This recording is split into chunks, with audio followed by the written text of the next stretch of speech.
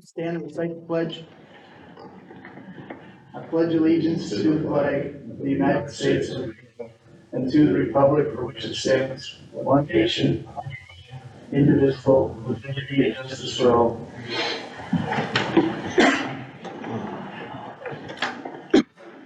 All right, first on the agenda will be the approval of the minutes. Are there any corrections? Anything of the like? Now I'll entertain a motion to approve the minutes as written. Motion by Commissioner Everly to approve the minutes as written. Is there a second? Second. Second by Commissioner Miller. Is there any more discussion on the minutes? Not hearing any. All those in favor say aye. Aye. Opposed? And it's approved. Next item will be the approval of the agenda. Are there any additions?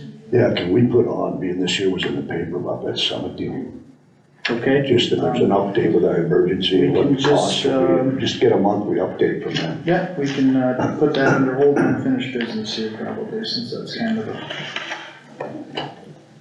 I'd like to put on a little bit about that thing that Frank put that in the paper up here. Old finished business will be newspaper or food. Are there any other additions or corrections to the agenda? Not hearing any, I'll entertain a motion to approve the agenda as amended.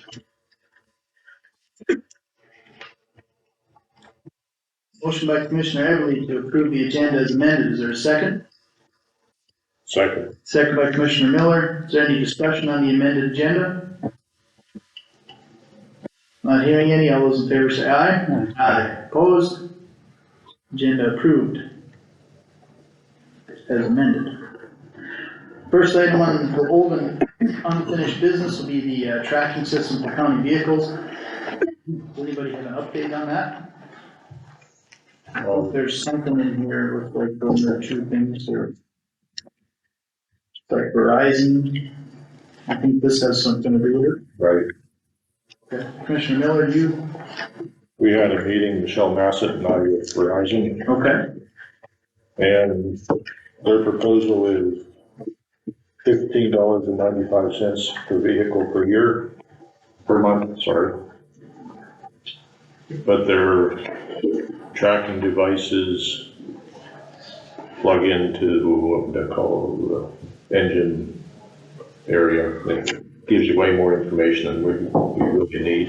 And So it cameras plugs in with- the vehicle computer or something like Right. that? Okay. Up to that. So it's like a fleet manager thing, I suppose. Okay. Then it has cameras and so forth. And myself, I personally do not feel we need cameras on the vehicles. And our maintenance is, I'd say, pretty decent. Our county employees keep that up pretty good, so. Okay. In my opinion, does pertain to us. The other GPFX intelligence company, they gave us a monthly rate of $10.50, and that's just a tracker. It tells where that vehicle is, and that's it. And in my opinion, that's all we need. So, if anybody has any input, that's Yeah, so much, $10 and 50 cents a month per vehicle. right. So does that give you a printout or what? Well, there's an Where the app, vehicle's at? there's an app you can go to have a record of where that vehicle was for the day or for the week. And that should be kept confidential, I believe, in my opinion. Unless somebody asks, then we can look it up. Otherwise, they're gonna be chasing that vehicle around and harassing the county employees, and we do not need that. I would imagine that county vehicle tracking probably falls under like an open records request kind of thing, not Joe? Right. I mean, that's probably something, you know what I mean, that's probably not something that you just broadcast out there, but if you make an open records request, you can probably, I would assume so. I mean, it'd have to have some kind of app, you know what I mean, where you couldn't just have it like out there on the county website. Right. And that probably isn't a very, No, So are you still getting calls on that? I think since we started looking into it, no, I haven't got any calls, so. so this grand total of $1,307.81, that would be like a yearly cost, basically, that'd be like the annual cost to On the GPS, Right. yes. From this GPS. Well, once you have the transponders, the rate would go down to $882 per year. Okay, so that one, the road wire That or whatever, includes- must be some software or That's something, the that's just a software. one-time cost? Right. Okay, So we're just talking one vehicle then, right? well, it'd be Well, seven. we had looks it like. down for 7 vehicles. Oh, okay, all quantity here. Right.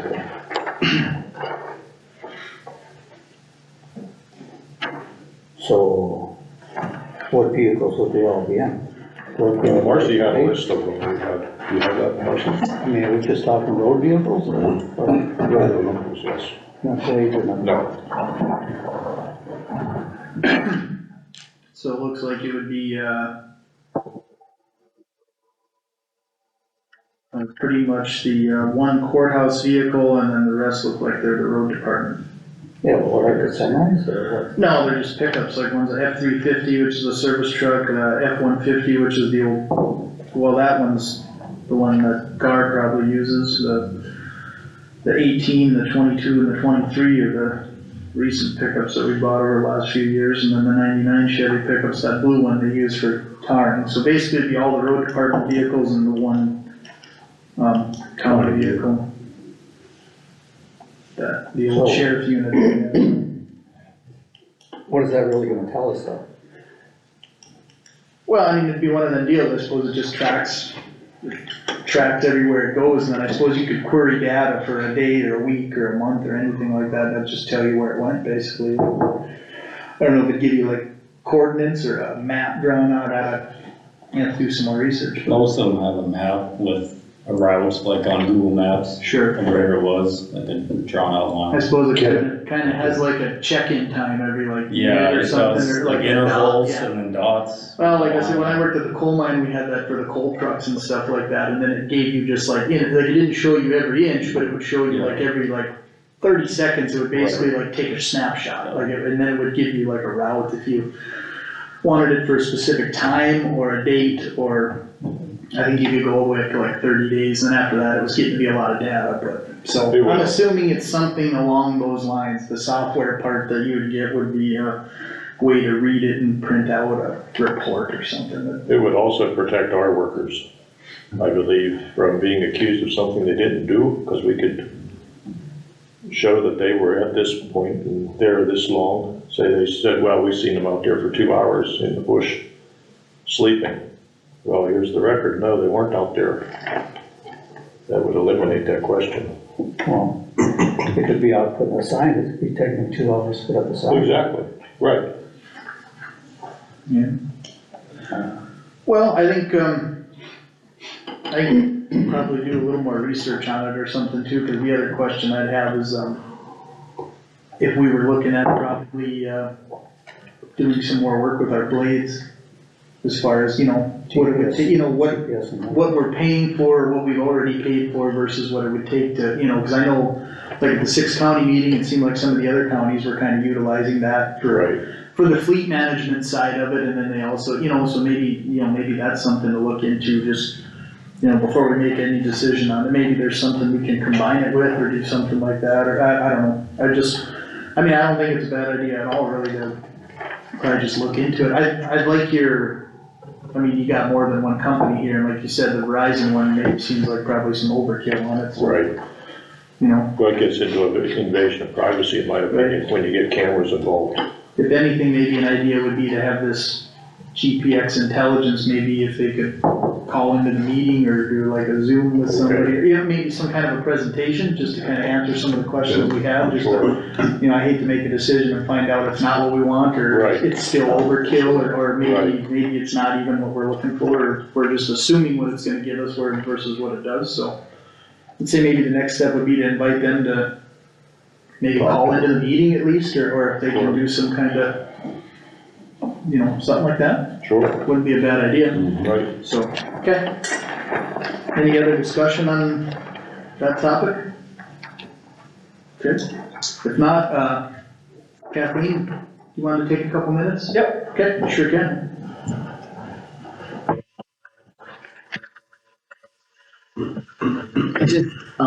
I realized someone had mentioned it.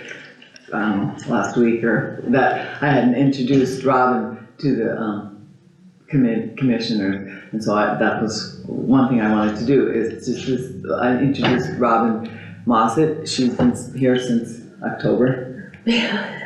And so I guess I, just wanted to let you know, and I just wanted to let you know she's doing a fantastic job. And if I could get a clone of her, I'd take it. But she's doing great, and just want to introduce you. This, Gary Holm, Dan Materi, Jeff Mangrum, Don Everly, Craig Miller, and Joe. It's Darren, but my first name's. What did I say? You said Jeff, and it happens, he's my. Oh my dad, so it's goodness. not a big deal. I'm sorry, I And we know have your the same name. haircut, so it's confusing. No, I'm sorry. I know your name's It Aaron. happens all the time, we were just joking about it earlier, I got every little nickname that's, so it's fine. Yeah, anyway, and then the other thing I just wanted to inform, the commissioners is that we'll be, the gal I hired decided to quit, so we'll be looking for another person to fill in the reporter side. So if you know someone that would be interested or in that type of work, just send them my way. Who's resigned? Jolene Silvernagel I had offered the job, and she worked here for a while, and then, We'll get to. So How long is she I- here? huh? How long was she on board? Her first day was officially January 11th, about 2 or 3 weeks, and she decided, She just didn't like it, or what? she decided, Wasn't for her. yeah, and she I don't think she wanted full-time, and she didn't wanna do some of the work as part of the job. She decided she didn't want full-time. What does the work entail? Mostly, it's, right now, the push will be on the recorder side, so recording the documents that come in and taking care of that side of it. Eventually, I do wanna cross-train over to the other side, to the clerk side, so there can be some going back and forth a little bit in between those, but mostly it's, for now, it's just the recorder side. Okay. So, someone who has a good knowledge of like office procedures and have a good idea on, paperwork and stuff, and then also if they have the ability to read legal descriptions, that's a huge part of it. And those would be some great qualifications, but that stuff can be taught if need be. They have the, ability that can be taught. So anyway, that's all. Okay, Thank you. well, thanks for coming in. Thank you. Thanks, Nice Aaron. meeting you. I can't believe I did that. We'll move old and unfinished business further down the agenda since, to stay on track, and we also have someone that's here on time for their agenda spot, so we'll move the old and unfinished business and move on to, Roger Martin with the Airport Authority for the Airport Apron Rehabilitation Project. Good morning. Morning, Roger. I'm here to answer some questions that you guys had asked months and months ago. And to continue on with requesting the funds. First of all, I want to make sure that you guys still remember that we are a government entity, we're not a private business. No different than any business in this courthouse. We're a service. We're not there to make a profit. We're there to provide a place for people to make a profit. It's an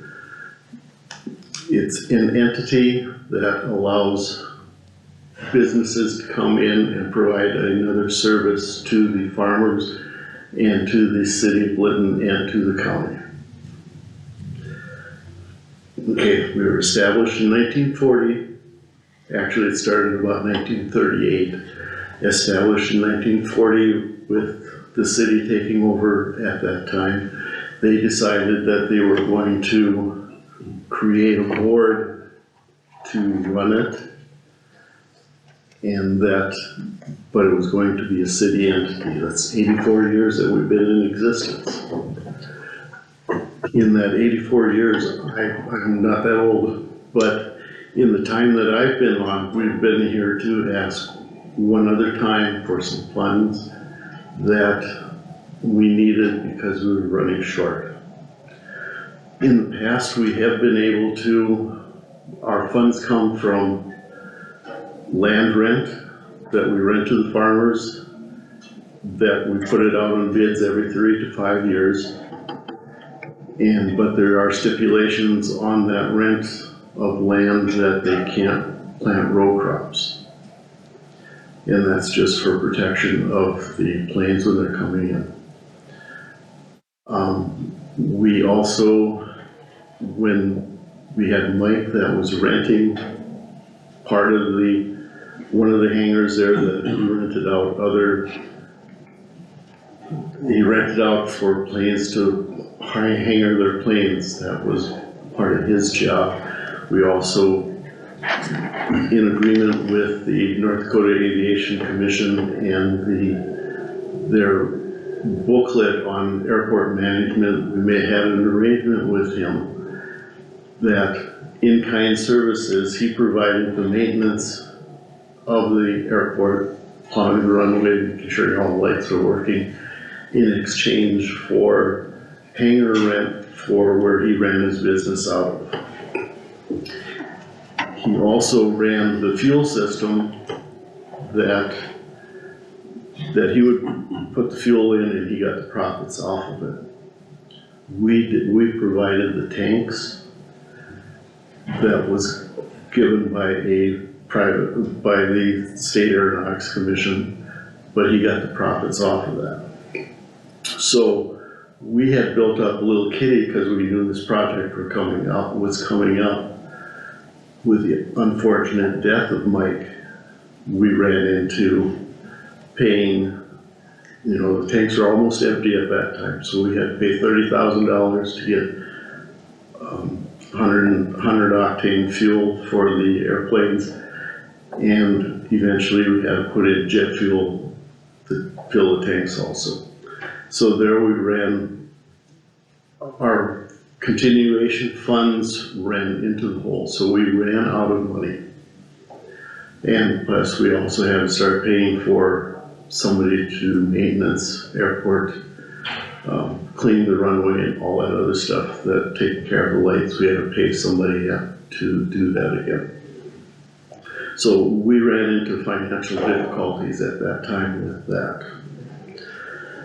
Like I said, 84 years, this is the second time that we've asked, and I know it's a lot of money that we're asking for, and I know there was questions about accountability for those funds.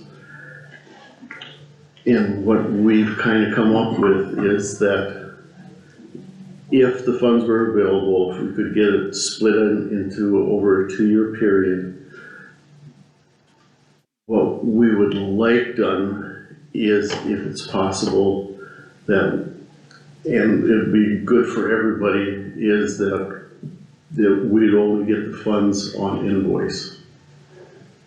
Meaning that when we got a bill, it would be double bookkeeping, and I'm sorry, Barless, but we would submit the bill to you guys, it would go to Sharon, our bookkeeper, and then it would go to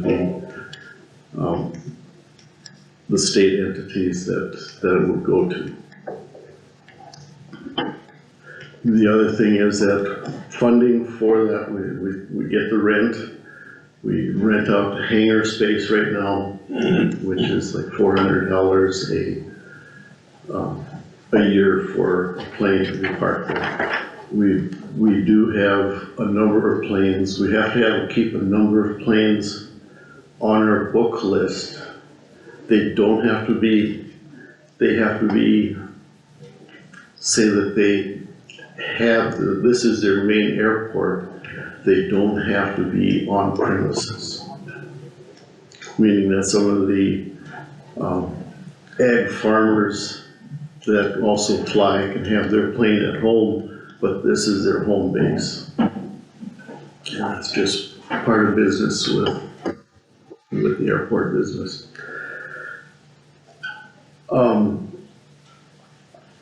So that's part of the financing part of it also.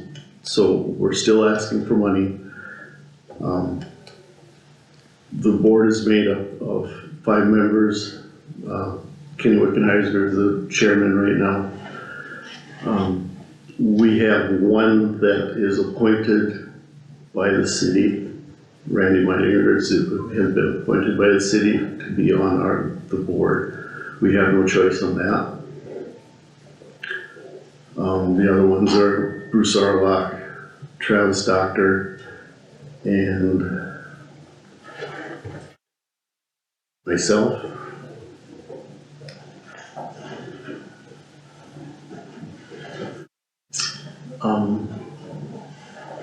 And we do have minutes going back to 1940, and those are available down at City Hall. We are recruited by, the names are brought up as to who would be in. The requirements are that they be a member of the city of Linton, they have property in the city of Linton, and that they have an interest in aviation. So who appoints these board members, Roger? Does the city board appoint these board members when they, like, if, like, say you resign? When I there's a die, vacancy? Yeah. I hope to be retired before I die, but yes, what happens is that we bring up the name amongst ourselves. We kind of bring them in, and it's brought up to the board, or to the city council if they want it. It's brought up. If they've never had a session where they said they didn't want anybody on there. One of the requirements to be on the board is that you live in the city of Lynn? Yes, the reason for that is it's a city airport. It's a city airport. Yeah. And it also is because, and I forgot all about this till just now, is that the other finance we get is a formula levy that is put on the city of Linton. And that brings in roughly $10,000. The rent brings in, I'd have to check with Sharon on that again. I'm not exactly sure what that rent is. It's about 300 acres, and I think last bid was between $60 and $70 an acre is what it was going for.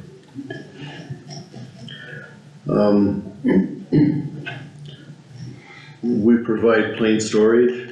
There is one private hangar out there that we rent them the square footage that he has, his footprint is he has a rent for that. We have, last year we had 3 spray plane operators out of there. This year I understand there may be 2. One of them has sold his area to another sprayer that was here. The Tyson from Ashley, I think, has elected not to come back. They have a fee that they have to pay, on a yearly fee that they have to pay, and then they have because we can't provide enough fuel for those guys to be using, they provide their own fuel, but we charge a 5 or 6 cent fee for every gallon of fuel that they use, and we also charge them a water fee because it all goes through the water meter. So Roger, how does somebody end up with like a private hangar? I mean, you guys still own the property and own the hangar? We own the property, but not the hangar. Okay. And that's prevalent throughout the airport industry. Okay. Mandan went from 3 or 4 hangars until about 3 years ago, about 10 years ago. And then one of the Lawler boys took over as manager up there, and it expanded. Bismarck did not want a lot of private planes flying into their airspace, so they asked them to move out of the Bismarck airport, and they moved and built hangars out in Mandan. So it's like a private hangar built on public property, essentially, would it? Right. Right. Okay. And how many planes can you get in a hangar? I mean, from what I've seen when we went out there, maybe like 3 or 4 probably, or depending on the That size, hangar, obviously. but- the hangar that had the snow equipment in, Mhm. they could get 5 in there.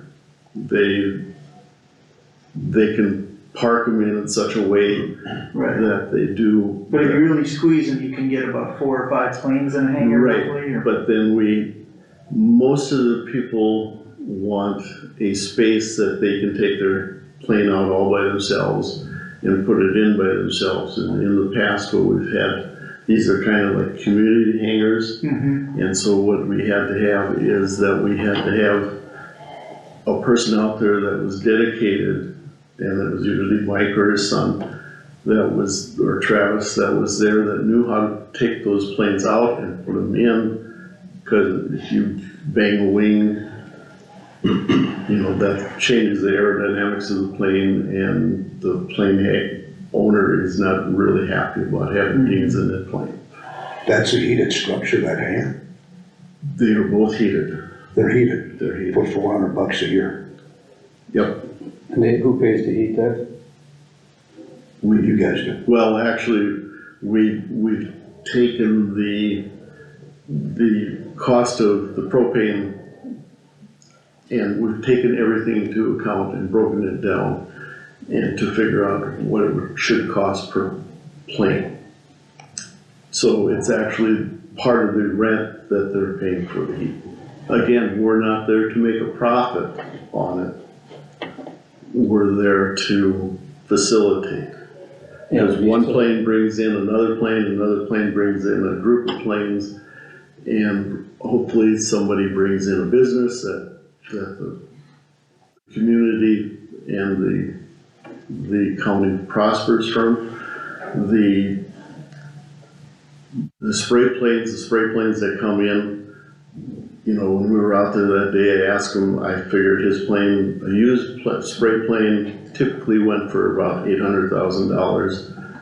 He said, no, he says his is plane from Oaks is probably $1.2 to $1.5 million. And that's why they like to land on a paved runway rather than the grass runway.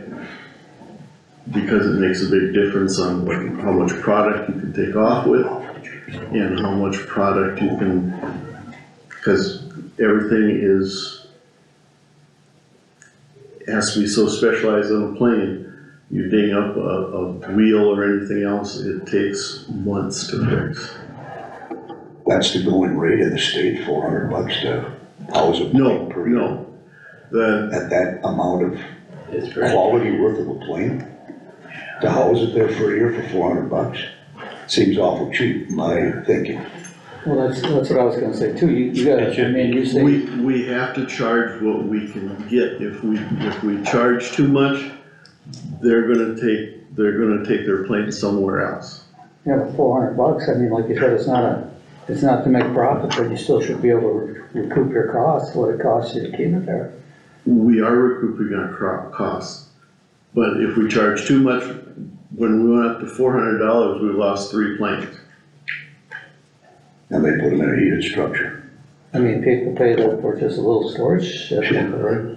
It's hard to eat. But whatever. When they're, Right, well, when I they're guess the used, question when they're would be- used to not paying much of anything, and you bump it up to $400 a month, Well, a month, you said per year. well, this second I believe it was, it was 400. I have to check with, 400 a year per month. I have to check. Okay. And then the other thing you said, City of Lytton has 4 mills on that, which is about $10,000. Yep, So I mean, is that $10,000 for the City of Lytton? I mean, that's not really a lot either as far as, that's, doesn't pay for anything. That's the max, that's the maximum levies that they're allowed to go for the airport. 4 mill levies is the max that we could go to the county for a mill levy for the airport. so why don't they just try to get it put on the ballot? Yeah. The trouble is that there is, for whatever reason, there is always a war going on between Linton, North Dakota, Hague, North Dakota, Hazelton, North Dakota. There is a war between those where if Hazelton doesn't have something, they want it. If Strasburg doesn't have it, they don't want anybody else to have it either. So the state right now does not want us to go for a vote. The reason for that is that if there is a vote, there is no going back and asking you guys to put it on, the mill levy on. It has to be a vote. The disadvantage that I see and that you guys had brought up was accountability. Is if we go for a public vote and the mill levy is approved, that those funds come in. There is no accountability for them. There still is some, because you have to have honest people on both ends for that. If you guys approve the 2 mills that we had asked for, you guys have the say-so. If you give it to us, you can also take it away. But that's. Well, I guess I just to interject here a little bit, the only thing that I would probably be a little muddy on, but it would probably make a lot of sense would be is if you put it on a county ballot, I don't think you could utilize it through the Lytton County Airport, or the Lytton Airport Authority, unless they were adopted as like the county airport authority, because it's the same thing with, basically all these boards are formed once a mill levy is granted, right? That's kind of the rule of law with that, not Joe? Like, once there's a mill levy, you have to basically create a board, like you can't just have if the county would all of a sudden decide to have a mill for, let's say we'd call it a county airport mill, you would have to form a county board or adopt the Lytton board, you know what I'm saying? Like, it would basically not be a city airport anymore. I don't see how it could be. You'd almost have to, it'd be like a county weed board or the water board, we'd almost have to appoint our own airport authority, either separate from their authority, or you'd almost have to dissolve that and have a different board. I'm not trying to put you on the spot, Joe, but that kind of makes sense, right? I mean, you wouldn't be able to just like. Well, I think the county airport authority would have to be established, and I think that authority could still use the funds, provide those funds to city airports. Right, but what I'm Question would saying is, then be, do they give it all to Linton, or? do they I don't share think it you together? could have a county mill voted by the county residents and then have only like the Lytton City Board appoint them, is what I'm saying. Like, we would essentially have to appoint a board like we do with all our other boards, like, so that, I mean, it just adds another caveat. I mean, I would be pretty surprised if you would still have the structure the way it is, but a county mill. So that's, another, So then that board another would have difference.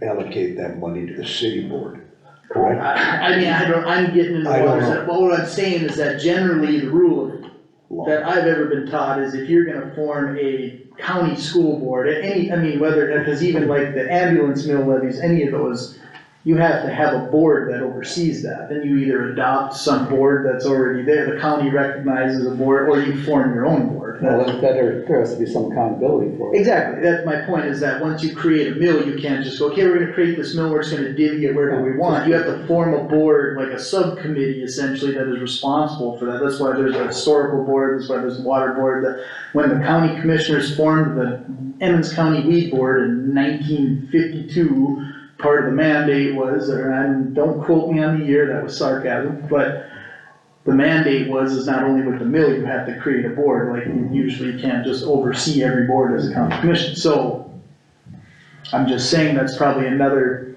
reason for or against the ballot measure too, is it wouldn't probably exist in the form it's in. It would have to move to another form, a county airport with a county board or something. Or those mills alone would only be controlled by like the county airport authority. Like the Lytton Airport could exist with its own board, but those mills wouldn't just go to them, it would go to the county airport authority, and then they would divvy up funds as they see fit. So just because that ballot measure would pass, unless you had specific wording to go to the Lytton Airport, I don't think you could actually just get those funds to the Lytton Airport anyway, unless that specific board did. Does that kind of make sense? I mean, that's obviously a Cliff Notes version, but Yeah, I would say that's probably the form it would exist if a ballot measure would go, because that's generally how that stuff exists. Usually every mill comes with a new board, I mean, so how much are you asking for specifically?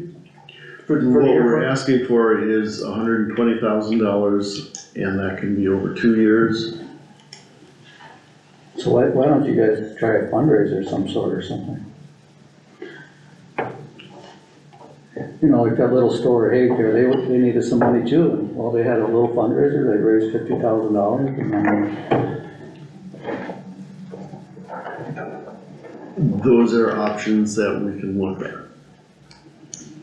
I mean, I guess, in my opinion, I just hate to give out money to anybody. This is not anybody, this is an entity that takes care of the whole county.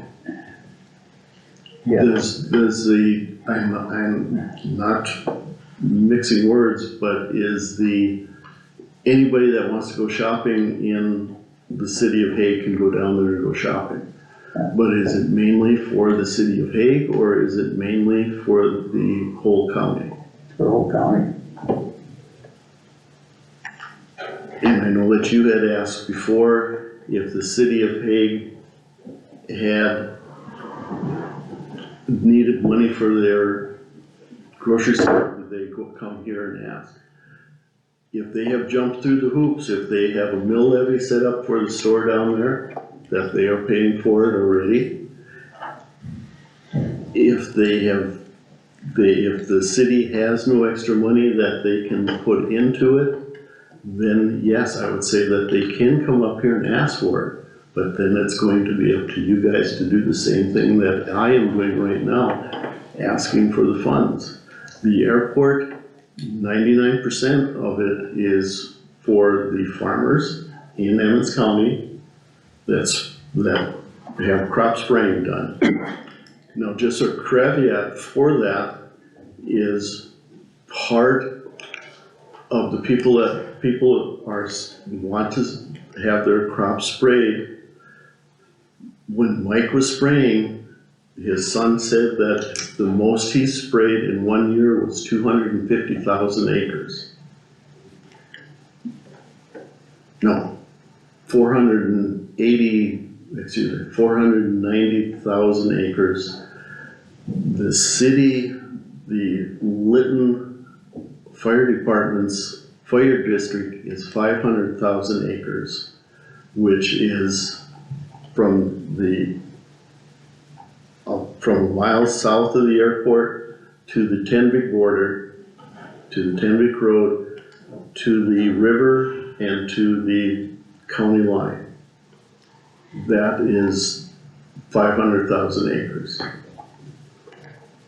So that's how much Mike sprayed by himself.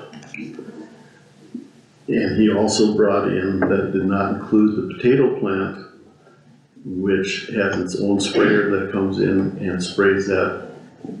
Well, I'm not saying that, I guess, you know, I use the airport too for spraying my crops, they come out of, wherever they come out of Hague, they used to come out and spray up there, and Mike sprayed for me a bunch too. Don't you charge that sprayer so much an acre or so much to use the facility? We cannot have him charge per acre. That would be like anybody saying that because you have the right to farm, that you should pay. Well, even it's not by the acre, but you gotta have enough that you can come out of that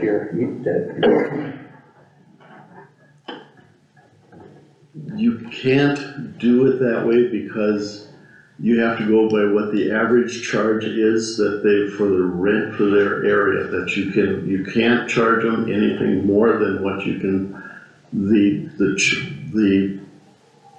per foot rent that we charge them is more than what the average is right now for the rest of the state. So like that 400,000 he sprayed, how much money did the airport make off, something like that, do you know? We did not get anything for other than his rent. His rental per square foot. If we rented that square footage to him for $1,000, you can use that, you can spray as much land as you want. All we're gonna get is $1,000. See, that doesn't seem quite right there.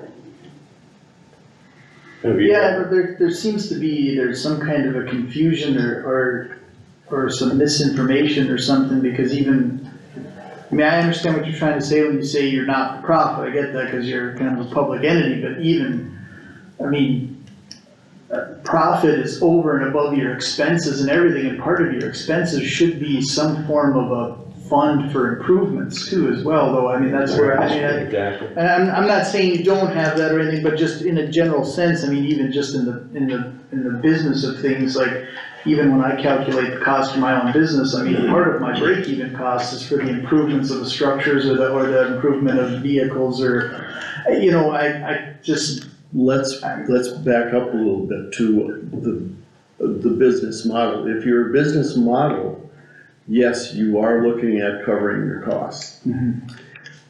How many, and I don't wanna get anybody angry, but how many offices in this building make enough profit to pay for the people that work there? Well, I suppose that would depend on the nature of the service as well, though, I mean, that's, you know. I don't think there's an entity in this building that makes enough to pay for their staff. But that's my opinion.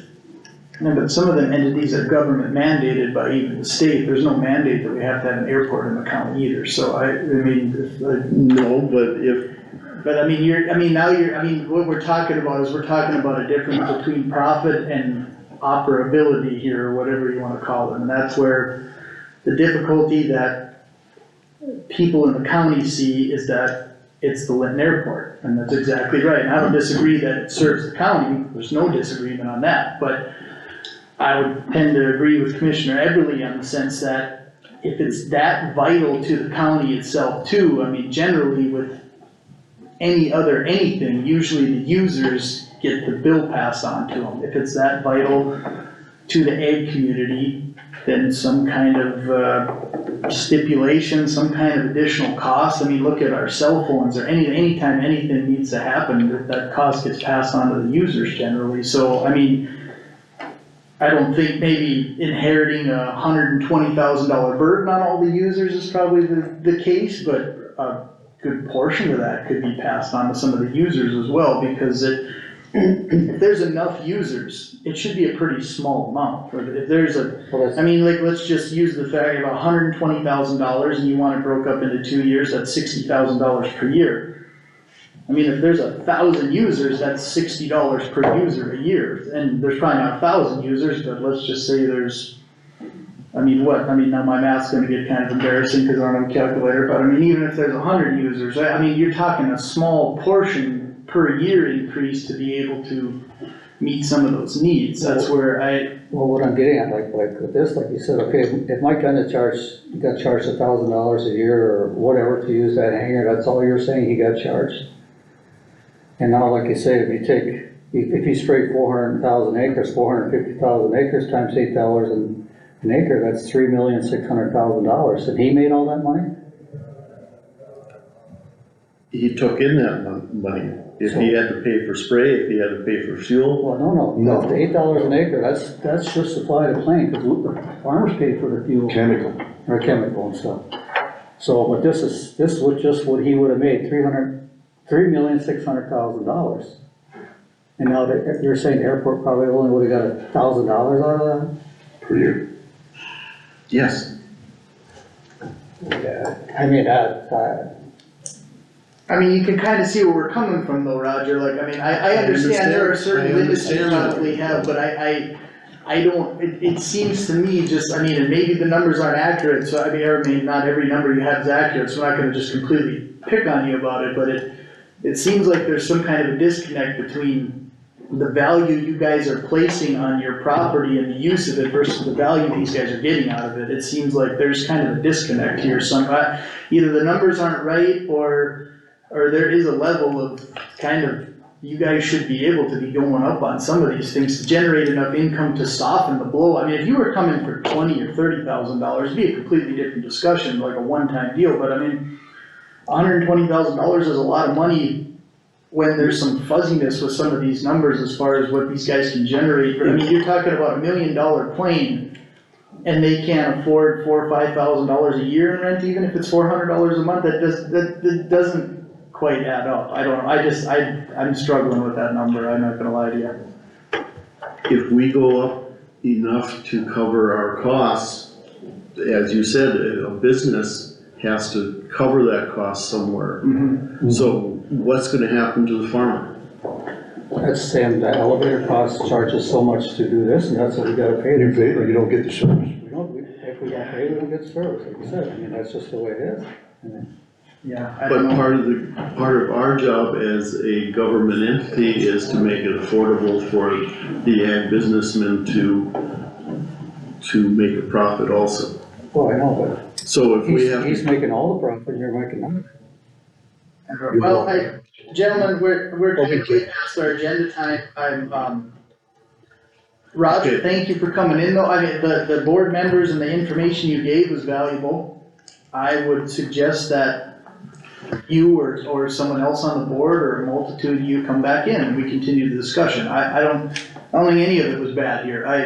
I would like to really get some concrete numbers on some of the stuff that you brought up, just to make sure that, in fairness to you too, because I mean, yes, you're up here and you're taking the battle, and I totally respect that, and I know what it's like when you're speaking, and sometimes you misspeak, and so it's not totally fair to you if some of them numbers aren't correct, but I think if you come in with some, for sure numbers, like some of those that you brought up, I think it would help in the discussion too, just to make sure that we're all, just out of fairness to everybody, because I know it's not easy to just rattle off numbers when guys are throwing questions at you, so I commend you for coming in and doing that. the other thing is, I will leave right now, is that you had asked how many air flights we had out for the ambulance, the medical. Since 2015 to now, we have done 40. In the past month, we have done 8. And the reason for that is that we have been transporting to Aberdeen, we have been transporting to Jamestown, we've been transporting to Fargo. Ground ambulances that we've done probably 20 of those. When we go farther than that, we're gonna be transporting by plane. And that's not gonna change for, I'm gonna guess, the next 10 years, because the health system is broken. So that's the other thing is, and the other thing that I want to bring up is that the bid letting for this project is gonna be, for the second time around, is gonna be, the bid letting has been let out. So they should have bids by the end of the month. We will know what we actually need at that time. Okay. That was for the last bid from last year, and that was $500,000 over what they estimated that it was gonna be the first time. All right. Thank you, Roger. Thank you. Pete, are you in a hurry? Or, we're running a little behind here, but if you need to get going, we can. No, I shouldn't. Is it okay if we Yeah. just, okay, well then Wayne will bring you up here. Thanks, Pete. Morning, gentlemen. Morning, Wayne. All right, this should actually be pretty quick, so we'll try to get you guys back on track here. As I'm sure you're all well aware, we are beginning, now that we hit February, the start of the annual equalization process. The first step in that, it involves the agricultural land values that are brought out by the North Dakota State Tax Commission along with NDSU. They have distributed their land values for the year 2024. And in working with Josh, what we do is we have a valuation schedule for agricultural lands that gets updated every year. As you know, our tolerance with these things needs to be within 90 to 100%. And with the values that have come out from NDSU and the states, if we would make no changes, we would be at 89%. So we would be outside of compliance. By setting our agricultural land value at $609, and I guess I should back up a little bit, from the state it came in at $655. So in our history, we have always gone at 93% tolerance, just so we don't have to make any really gigantic leaps if we were to be outside of compliance by sticking at just the minimum 90. So to reach 93% as we have in the past, we would need to set our land values at $609.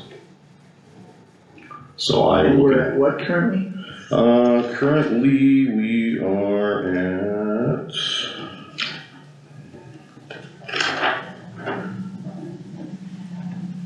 do you have that, Josh? I think I already updated this. It'd be 4% less than that. 4% less than the 609, so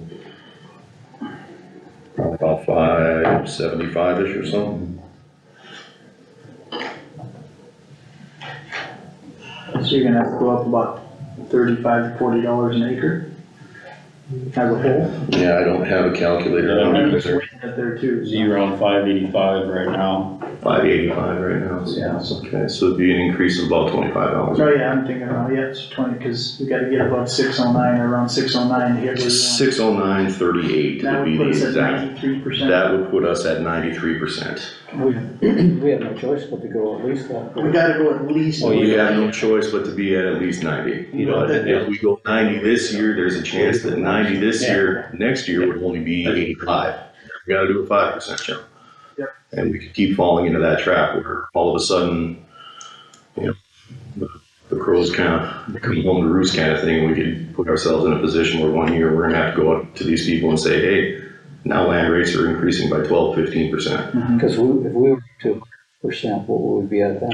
If we were to go to 100%, we would need to set our agricultural land values at $655.25. Now we're, We are at 585 right now. okay, but 609 is what. 609.38 is what would get us to 93%. And that's what the county historically has shot for all the time, has been 93%. 100% is what, 685? 655. Well, we should probably go up to 100%, right? Because that ballot measure will probably go and the state will be giving us money for that. I mean, try and cheat the game a little bit. No. That's a joke. I mean, we do know based on sales that people are paying a lot more than $655 an acre for land. I think No, we'll have to keep it there. Well, I mean, historically, we've been able to only have to go up 1% or 2 or 3 when we hang around that 93%. I mean, it seems like if we go any less than that, I know historically, like talking to my dad when he was on the commission, and you might have been on at that time. Everybody held tough and it went to like 88%, and then the state came in and moved it to 98, or it went up, It took it all the way to 100. If you would get to the point where it would require that the state comes in and takes it over, they will put it at 100%. Right, it went up like 13% that year, and that was a big mess, so it's easier to go up 2 to 5% a year, every other year, cause there's no guarantee we'll have, I don't know if we've raised it that much in the last 2 or 3 I years. think we went up every year. a little It was bit. Well- 0.5% last year. It was very small for 2, or if you go up to like 93%, you don't always have to go up 2, 3, 4%, so it's. So what is our percentage this year? What would that be? We're at 89 right now, we would have to go 4%. 4%. And it would be roughly, like you said, about $25 to $30 roughly, and just without using a calculator, so.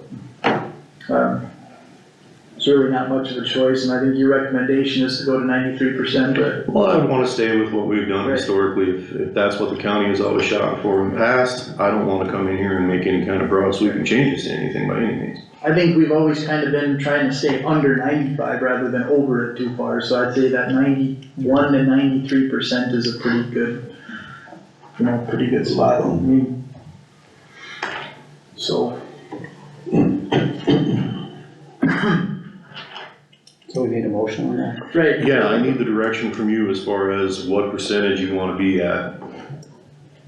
If you wanna shoot for, 91, 92, 93, 96, I mean, that is your call to make, whatever you decide you want us to be at in that range. Then we make the adjustment to what dollar amount it needs to hit that threshold, and then submit that to the state. I guess my opinion from the experience I've had is you don't always have to go up 2 to 3% a year. 4% is a pretty good increase. Maybe we just go to 91.5, or do you have to have a whole number, or can it go to a I percent? believe it needs to be on a whole percentage, yes. Well, and I mean, that's where, you know, if you wanna go to 91 or 92, so we have some, I feel like if we would go to 91 or 92, we're probably gonna be in that 89 to 90 again, so whether you do 4% now and maybe nothing next year, you do 2% a year, you're gonna be probably in the same boat. I'll make a motion to go to 92. Commissioner Holm makes a motion to go to 92% for the ag land valuations. Is there a second to that motion? I'll say. Seconded by Commissioner Everly. Is there any more discussion? I guess I feel 92 is a good number, so. It's a fair number. Is there any more discussion on that? Not hearing any. All those in favor say aye. Aye, opposed. 92%, Wayne. All right, we will get that set. Good. Thank you very much. Pete? We're only about 10 minutes behind. We're not doing too That's okay. I think mine will be fairly quick too.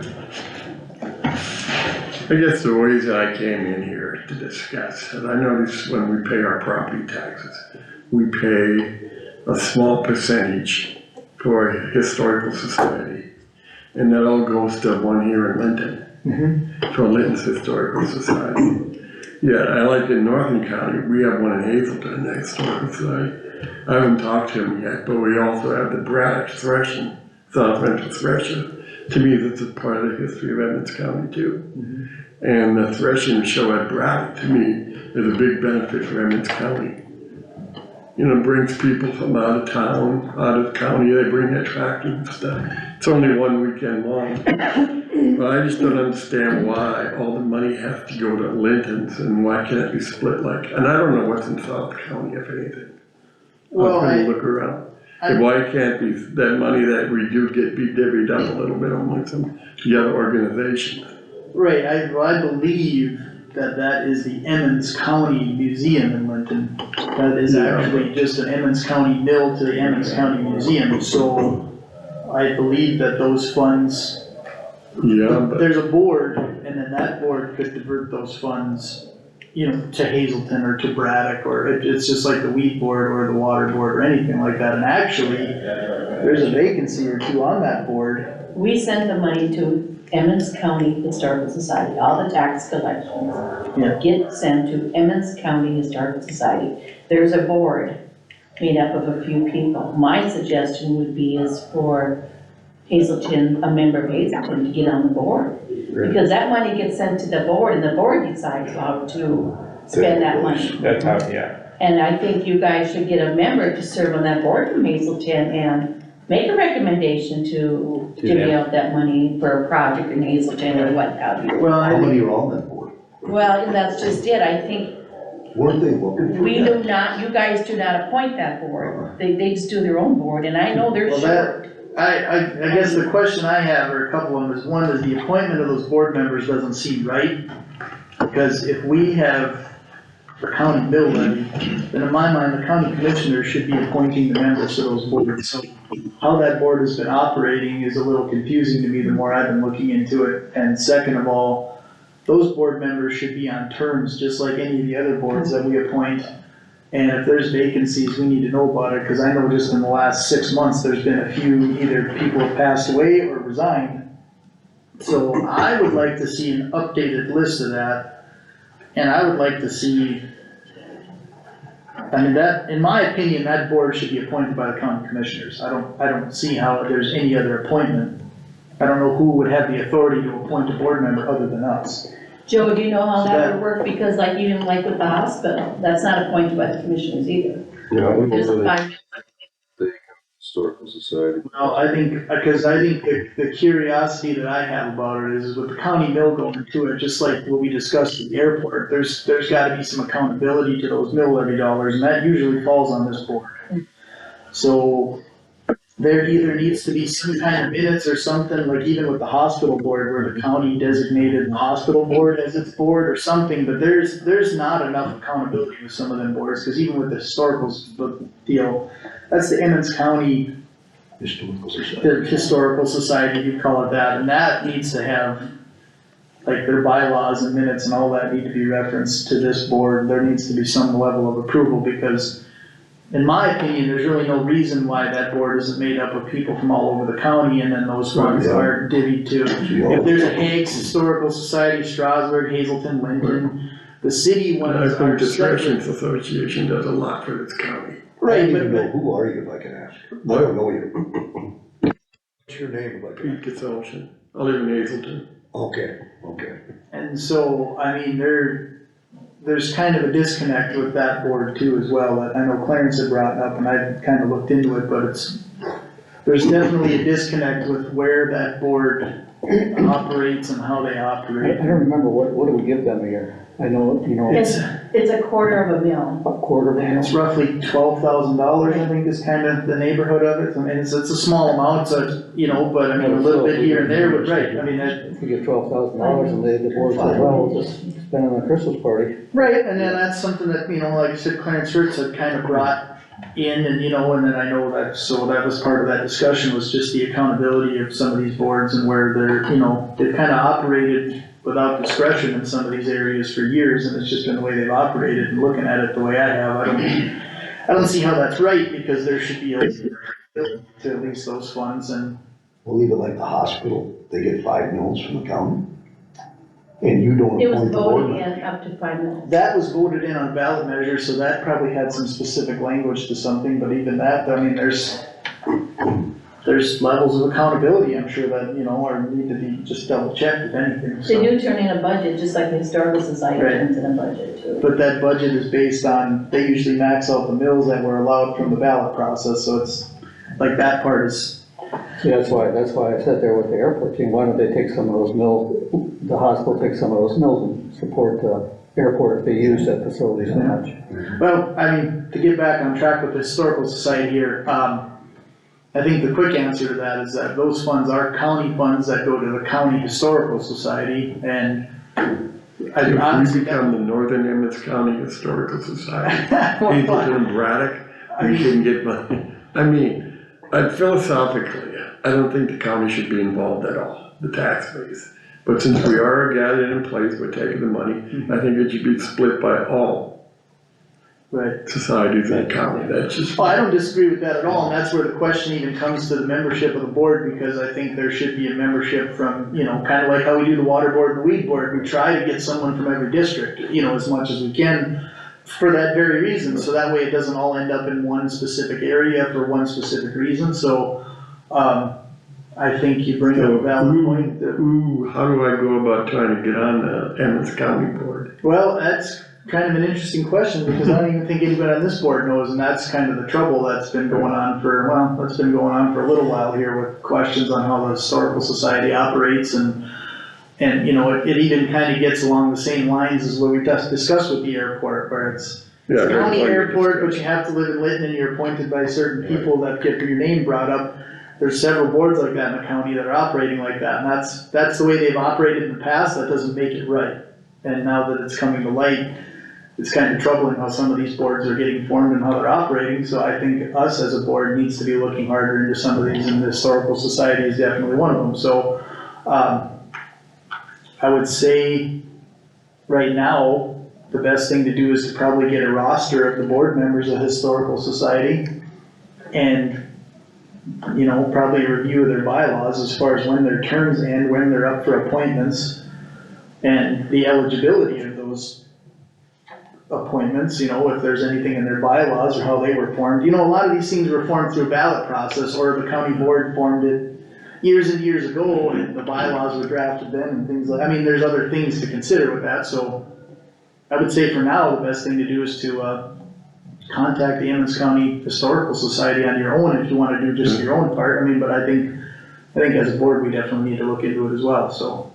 not passing the buck on to you. Yeah. You can also research that as well on your own, just by contacting the Emmons County Historical Society and getting as much Do information. you know, have any contact, anybody have any contact? Marlis does have I the, have it in my office. yeah, so you can go to Marlis, she'll have all the contact information you'd like for that, Okay. and you can look into it yourself too, but I think that's definitely something as a board we're gonna look into, Sounds good. so. If that satisfies your question, at least for now, No, I guess. yeah. I mean, right now, I've just started to think, when I see that on my tax statement, I begin to question it. Sure, and well, that's exactly why we're here, and that's exactly why those statements go out for that stuff, so I commend you for coming in, Yeah, and, feel free to come in again with any updates or any other information, and, I think that's definitely something this board needs to iron out, or some of these participation in some of these committees and things like that, where these mill levies and things are going to, cause it's, they've operated for so long, people just assume everything's operating fine, and every once in a while, someone needs to kick the dirt Give me a around and call see this how it runs. afternoon, I'll have the number for you. and you're the auditor, right? Yes, Okay, Give marvelous. me a call this afternoon, I'll have the number. will do. All right, I appreciate you guys' time. Yes, thanks for coming in, Pete. Thank you. Skylar, Mr. Chairman, Skylar has allowed me just to present my new deputy to the board. Skylar doesn't have that And authority, Sheriff Sanders. With your permission, sir. Go ahead. Okay, Mr. Talon. Commission, Sheriff Gary Sanders, I'm here with Talon Mendoza, my deputy. What's that? Deputy. I'll have her introduce herself, give herself a little bio on herself. Month or two ago, back in November or December, I had my new deputy, Sean Cunningham, here and to meet the board. So with that, I'll turn it over to Deputy Mendoza to kind of tell you guys a little bit about herself. I hope you guys don't ask me any figures. I don't know many. My name is Taylor Mendoza, like Sheriff Sanders said. I'm originally from Oregon, but I moved to Valley City about 5 or 6 years ago. I graduated the academy December 14th, so pretty fresh out. This is my first job, and I took up my 2 cats and we moved to Linton, so here I am. Welcome here. Thank you. If you could, so she can put a name with a face, just kind of introduce yourselves for her. Gary Holm. Dan Materi. Aaron Magrum. Don Everett. Craig Miller. Yep, exactly. So, Deputy Mendoza is still in her FTO program, which is about 2 months long, so she's with someone pretty much every shift for the remainder of this month. At the end of this month, we'll reassess her knowledge and some of her other stuff that we need to do to see if we're gonna release her off the FTO program and let her go on her own at that time. So, it's a huge learning curve. The difference between her and Deputy Cunningham is Deputy Cunningham had 26 years of experience on the federal side. Obviously, there's still a learning curve on the local side here and so forth, but with her first job, her FTO program is about 2 months long. So. Well, you have to start somewhere. So how long before you can go on her own? We'll reassess at the end of February, going into March, yeah. So, okay. We're happy to have you aboard. Thank you. Excited to be here. Nice to meet you all. Welcome to Emmons Okay, County. thank you. Thanks.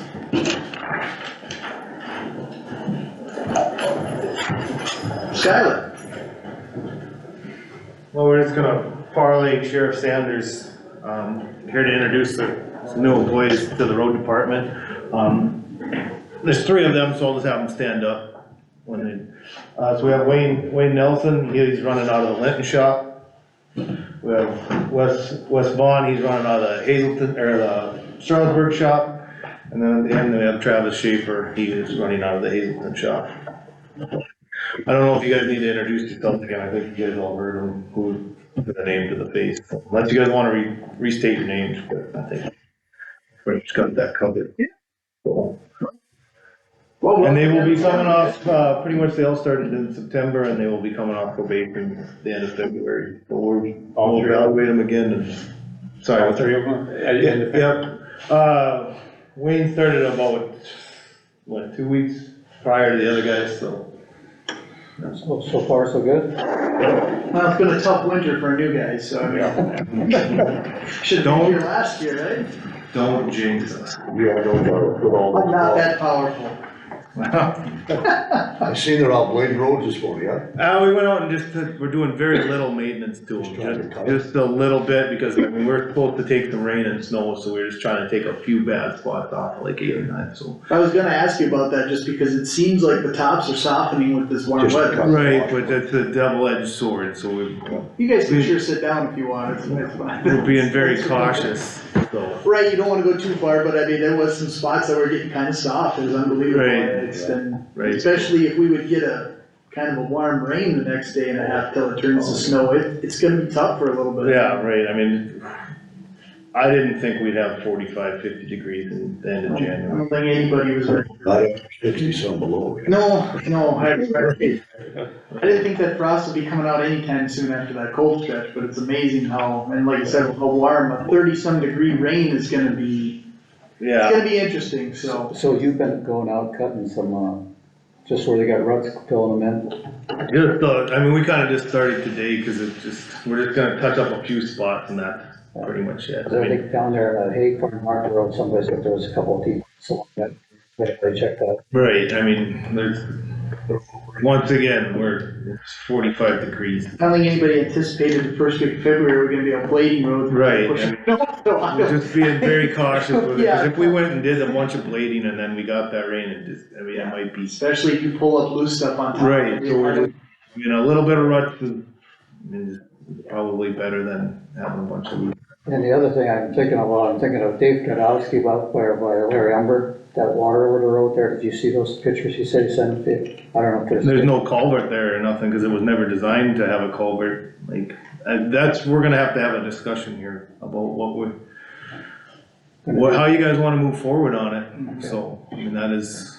I was just wondering if you went out and took a look there, or whatever. No, I mean, I did see his pictures that he sent and stuff like that, and I mean, we've been out at that road multiple times, and it doesn't change every time you go out and look at it, so, Yeah, I mean, You didn't have to I'm blow, aware of it, but, you didn't have to blow any foam off the bridge Monday morning, did you? oh man, it's kinda crazy, Was isn't it it? still there when you got? Yeah, it's still there today, I mean, not It as is much, even- but, yeah. I mean, there's still a lot of foam in there. So, but the bridge there by Milo Kramer's, they had posted on Facebook that the foam was actually up to the top of the guardrails Just from the creek running, and it like foamed right at the bridge there, and it was like a bubble bath. So, thanks for coming in, guys, nice to meet you. Thanks for meeting you. But it literally looked like a bubble bath. It was as high as the bridge, all the way from the water to the bridge. It actually looked like it was gonna go over the bridge. Clean water of it under there. Well, I mean, I've That's never why seen, it's foam, it's not clean water, I'm sure. well, it's foaming from something, no doubt Yeah. about it. But I've never seen anything like that. I mean, I've seen water foam when it runs, nothing like,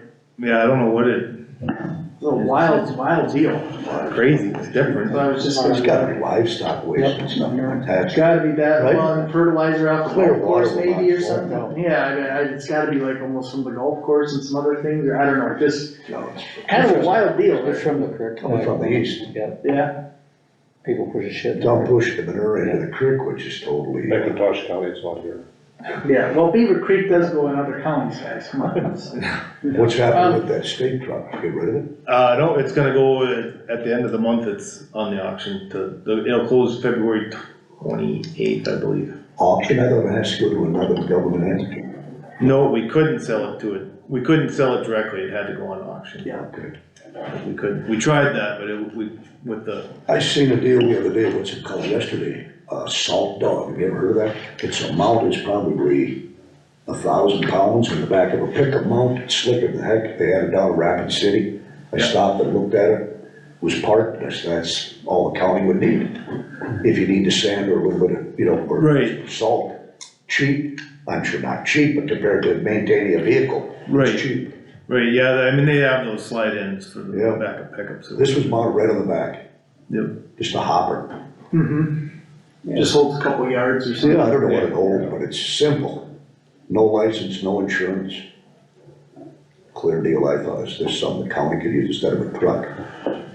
Right, well, I mean, we were more going for a dump truck versus getting all that, that was just a bonus with getting that, but it just, Oh, dump truck, you want it for, yeah, it just didn't, I mean, if it would've been great, it would've been awesome. A good but deal. it would- Tandem dump truck definitely would have its uses, and then, well, and then the other thing is we were trying to multifaceted, if we could get a plow on front. Right. use it that way. I mean, it just, Yeah, no, we didn't buy it just for the sander. Like, Did you have to stick more money into it? No, like not since we've said yes. First go round. Since we said no, like it's parked there just ready to rock and roll. Okay. He's come down, so. How much money do you suppose you saved from not having snow this year as opposed to last year per month or per day? Tremendous amount, I'm sure. Well, I mean, just the contractor's loan last year was $300,000, right? I mean, that's what we got reimbursed from. I mean, yeah, we're saving a little bit, but I mean. Well, pretty much the total that's in the emergency fund basically, cause that got drained, so roughly, We didn't get from the stadium, $500,000, didn't we? yeah. $500,000. Not quite $500,000, was it? It was, I mean, it was close, but I don't think it was I think it was in the 4s versus the 5s. I would say we probably spent about 400,000 last year above and beyond normal expenses for snow removal last year. I mean, we'd be in the ballpark with that number.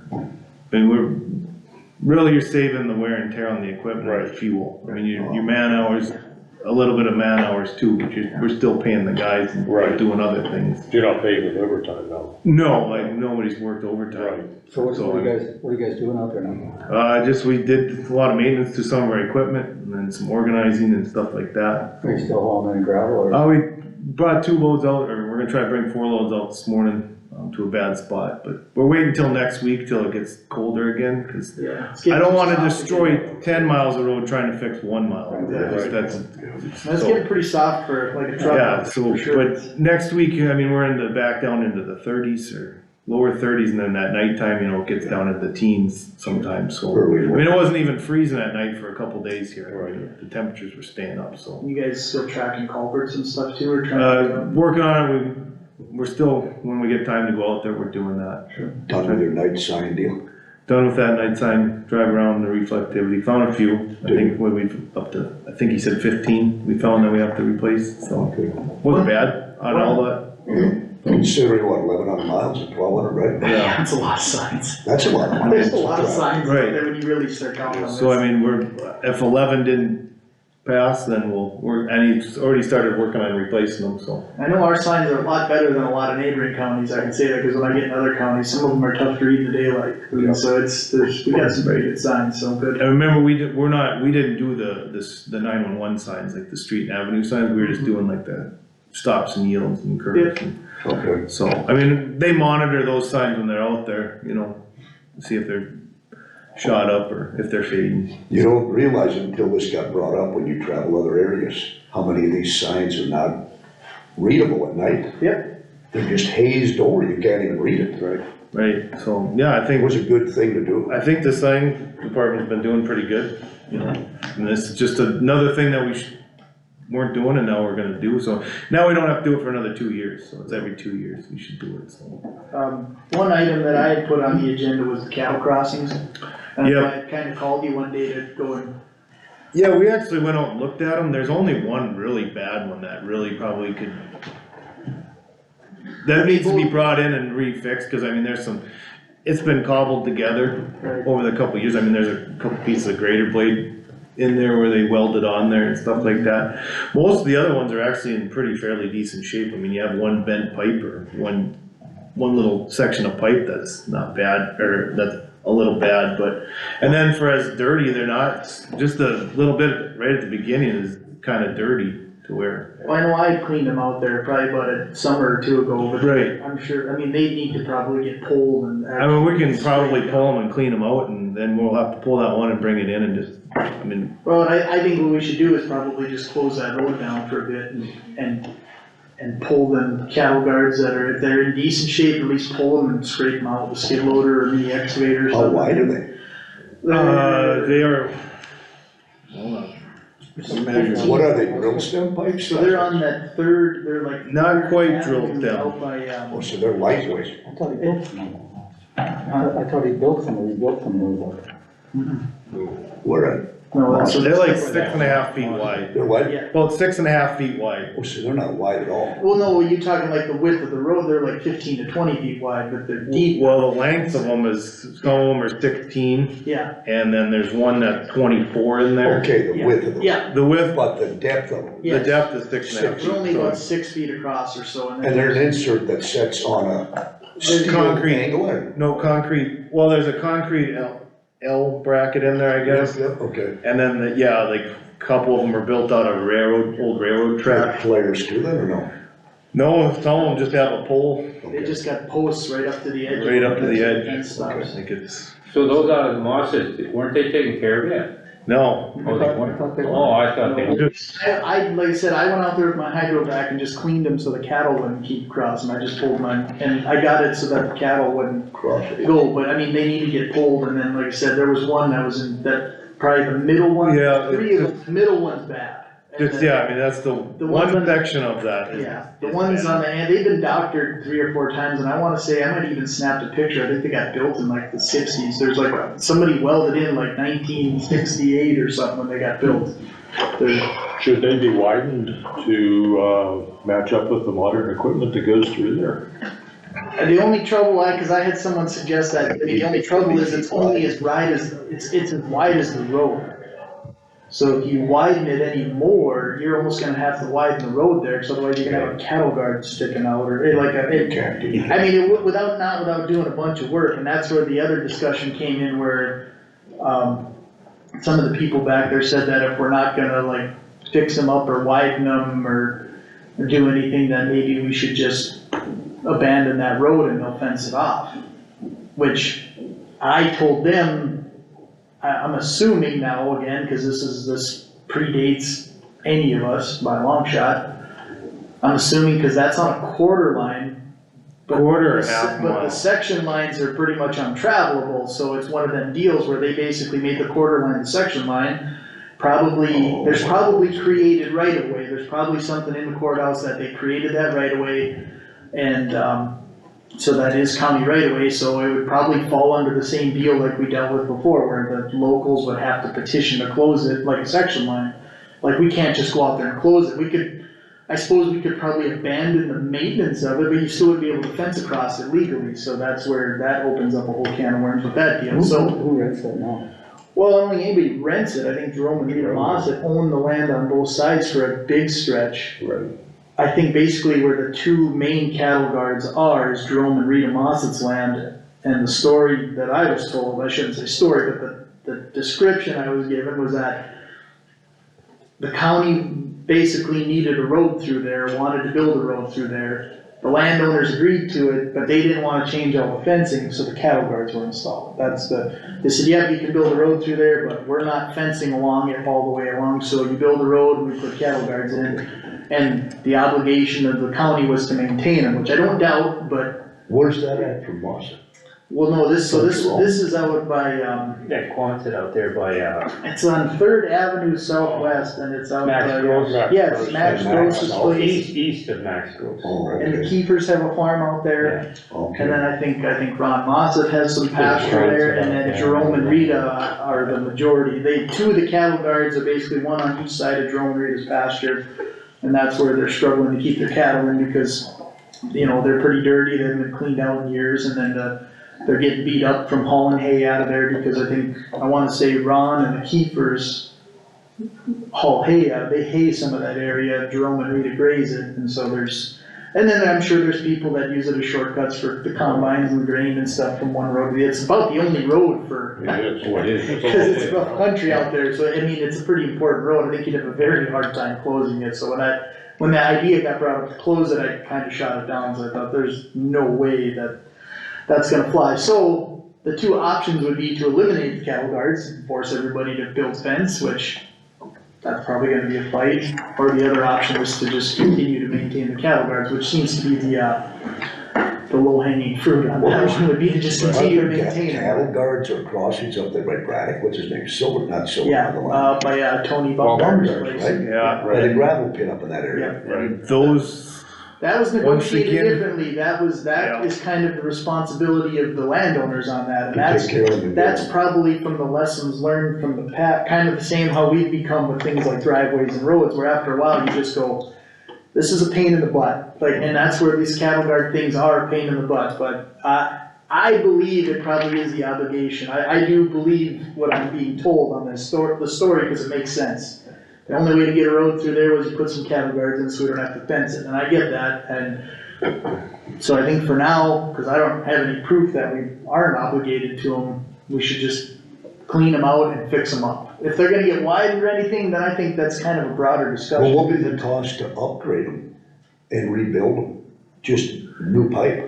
All of them, or just the one? Those three, or just the one bad one for now? Just the one bad one, I mean, you're gonna have a day, I mean, we probably have some pipe Right. at the shop to do it, so I mean, we're gonna have a day into fixing that. I mean, we might have a whole day into pulling them out, cleaning them out and getting that one fixed. Like, if we pulled that first one out and sent it to the shop and they fixed it while we were doing the rest of them, we could probably get it, In a day or barring no unforeseen circumstances or problems, we probably could do it in a day. I'd say probably 2-3 days total, you'd probably have them all cleaned out and the ones fixed need to get fixed. Yeah. Could a guy wrestle with them this time of the year, or couldn't you get them out? We looked at, I mean, depending on what the weather does now again, I don't know, like, 'cause Okay.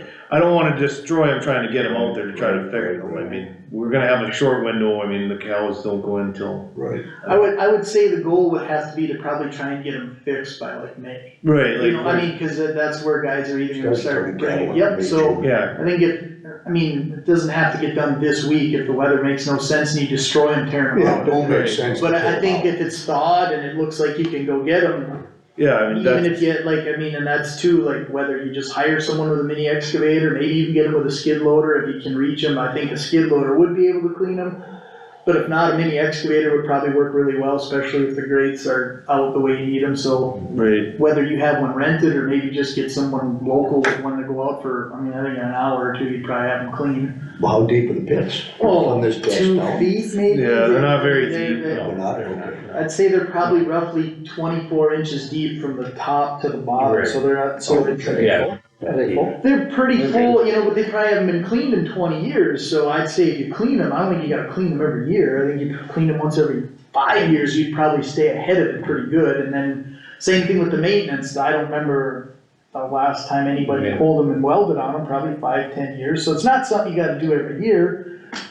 I'd say if you cleaned them good and fixed them up good, you probably wouldn't have to touch them again for another 5-10 years unless someone breaks one or something, but. right, unless you catch it, and, you know. Well, and at some point, that concrete's probably gonna start crumbling, but I mean, from what I seen when I went out and used my hydrovac, I spent about 3-4 hours and I got them clean enough on the edges so the cattle didn't get through them, you know, I mean, I did the best I could, but everything seems solid and cleanable, they're probably only about maybe 30 inches wide between the concrete, like, you get in there, it's probably shallow enough, you can even clean them with a skid loader and get a pile and, you know, spread it out into the pasture, it's just silt dirt, you know, it's nothing, it's gravel and silt from either getting bladed or getting washed in, so.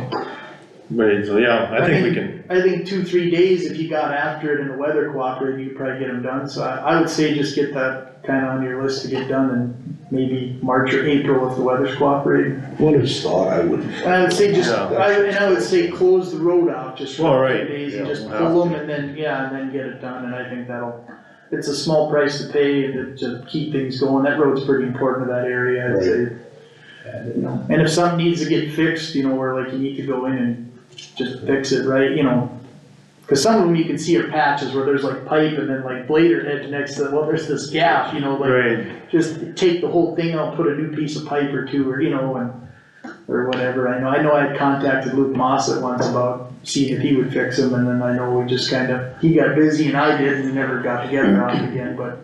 Yeah, I thought they were done, I thought that's who we had doing it. Well, like I said, we were talking about it, and then it was fall, and it seemed like everybody was busy, and it just kinda got lost in the discussion, but we should definitely handle it before spring, so. yeah, I think we can handle it in. Sure. I think we've got enough guys and stuff like that, so. Alright. So everybody's working pretty good out there so far, nobody, no issues? Doesn't seem to be, so. It's amazing. I was just gonna say, it's amazing what weather does, right? It just solves a lot of problems. The road south of Drum and Rita's farm, there's water over the road, is there any plans for that? Well, we've talked about possibly raising it, right, cause that's about the only thing you can do. That's an ugly spot. It's an ugly spot and it's gonna, Sand out there. Well, the big issue, and I know Jerome and Rita had mentioned it to me too, and I told them that one big issue is that it's horribly sandy down there. Finding material could be tough. And I mean, I didn't tell them we wouldn't fix it, but I had told her, I said, I mean, it is a cut across road, I mean, I'm sure it's very helpful in that area, but I mean, they do have roads around it, and then though it's inconvenient, it would be, I mean, I think to raise it while it's underwater especially would be a pretty big project, and that water doesn't drain, so you, I mean, It's a pothole. that's the trouble with it, it just kinda basically got built as good as it needed to be when they built it originally, and when it goes underwater, it's just a bummer, but That's not the one going in their yard or anything, is it? well, it goes It's past their south. place there, that would be, His son is south of there. Right. Yeah. Ties on to 84th. I wanna say that's. Is that 84? It's 84th to 82nd, is it 2 miles long? I think It's 2 that's, miles. that would be Yeah, it's- Third North Avenue? part of the south, About right. It's gotta be Third Avenue, I think, they're between 82nd and 84th. Yeah, but I mean, the part that's only underwater is, Right. There's probably 1,000 Yeah. feet of it or so, maybe roughly, that, I mean, yeah, I mean, it wouldn't be a huge project if that water wasn't there, I mean, obviously, it would be a It project, wouldn't be a but problem if the water wasn't. it'd be, right. it'd be half the project if there wasn't all that water. And I mean, maybe we can put it on a back burner if we get I mean, who knows what this year's gonna do, if we didn't get a lot of snow and it gets super dry and it drains out, maybe we can make something happen there, but the material is just trying to find the material around there to. It's gonna be difficult in that area, just. That's you know, tough, it's all very- sand. Right, I mean, it's sandy, I mean, you can take some from 83rd or 82nd, you know, there's some hilltops. Yeah. But there's no ditch cut in the hills, right, so you can try to take that, but then you're probably just gonna run into sand, right? Like, if we're gonna do something, we should fix another problem while we're trying to fix that one, cause like, Well, and that's where, like I said, I think it needs to be on the radar, and if the conditions right, participate, maybe we can come up with a plan, but I think, you know, I mean, that one's just gonna probably require some thinking too, because I don't think you're just gonna be able to go out there and borrow from the neighboring field and get it done, and you're gonna run into basically beach sand, I mean, it's Yeah. bad out there. That's sandy, boys. Yeah, Yeah, there's no binder to that at all, No. it's pretty, I mean, I'm sure there's probably pockets you can find, but it would be tough to find a borrow area big enough to raise that amount of road, would be tough. so it is on our radar, but just no immediate plan to get it raised up right now. Nature's your friend. Right, like just, yeah. But, so now, I guess, is there anything else we wanna bring up? The next thing is gonna be the Dave Chudowski Road, right?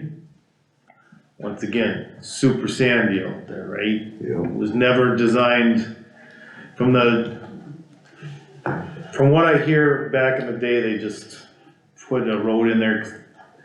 He didn't even want a road, and now he wants a better road. Are we gonna, I mean, we need to just, we've batted this idea around and we need to just, a formal, yes, we're gonna do something, or no, we're not gonna do it. I mean, I know at one time he was in here and they had some adjoining landowners that were willing to participate, so we didn't probably have to move the utility poles, maybe we could go onto some of their land and like kind of recut that road. If you gotta move the line, that's gonna be a costly project. Right, Well, there's power lines set in the right of way.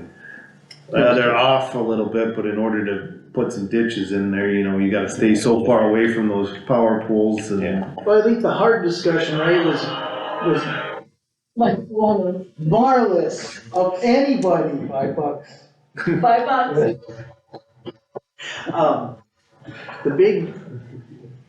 the big issue's always been you wouldn't be able to build the road to county spec, right? Do we have to build the road to county spec? I think he just wants it raised. That's what I'm getting, I mean, what I'm getting at to a point here is like, I know part of the reason was like the irrigation line, do we have to mess with that part of the road? Like, can we just go Cover it up. to, like, well, I mean, can we, like, what I'm saying is there's gotta be spots where do we leave a bad ditch to raise the road, or, you know what I'm saying? Cause the whole idea was the way we wanted to profile it was usually you wanna have a cut-fill balance between your ditches and your road. I don't think you're gonna get that with this road because there was issues with utilities, material, but what if you cut in a culvert where it needed to be cut in and just brought in some material and raised the road and even just made it kind of a narrow one-way path, but it was raised enough that they could maintain it. Can we do that That's what anymore? I mean, that's what they want, right? Well, I think that's the problem there, because there's that low spot, he's gotta drive through it. Right. Time of the spring, there's always water, you can't get through, and then in the winter time, it blocks in there, that spot, I think it's the same spot, where it blocks in so much, so I Right. think if it was raised a little bit where you could get through it. Well, I'm just saying, you know, I mean, as far as just improving the section line, essentially, if you have all the adjoining landowners that wanna participate in it, like, we've been trying to create it into a project where it becomes like a chunk of certified road. I don't think we have. I mean, I'm just saying, if that's the kind of deal where you have enough adjoining people and you wanna go and, you know, I don't know, I mean, cause I don't think there's any way we're gonna make it like a county road like we have it out here, it's the reason why it never got built, right? You can't get the ditches right, you can't get the slopes right, you run into the utilities. I think just. Have you been back to it, all you guys? Huh? Have you driven Yeah, it? I've been on it. there. I think It's ugly.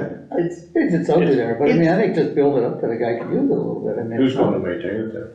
Well, I mean, that's kind of where, like you said, the reason why it's always come to this is because in order to make it a road worth maintaining, you wanna make it wide enough and slope it enough, and that's where it's always been, like, what do you do with it? So I think what we need to basically decide is, are we gonna improve this section line enough to drive on, or are we just gonna leave it be? And if we do, what are we gonna do with it? Because if we need to go out where we do our 6-to-1 back slopes and all the profiles that we do, that's where you run into issues with these utilities, whether it's that irrigation line, the power line, any other encumbrances, and same with the culvert. If you put a culvert in, where's it gonna drain to? That's why you can't put a culvert in a low spot. Yeah, you'll keep it off the road for a while till it equalizes, but eventually it's gonna fill. You gotta cut a drain.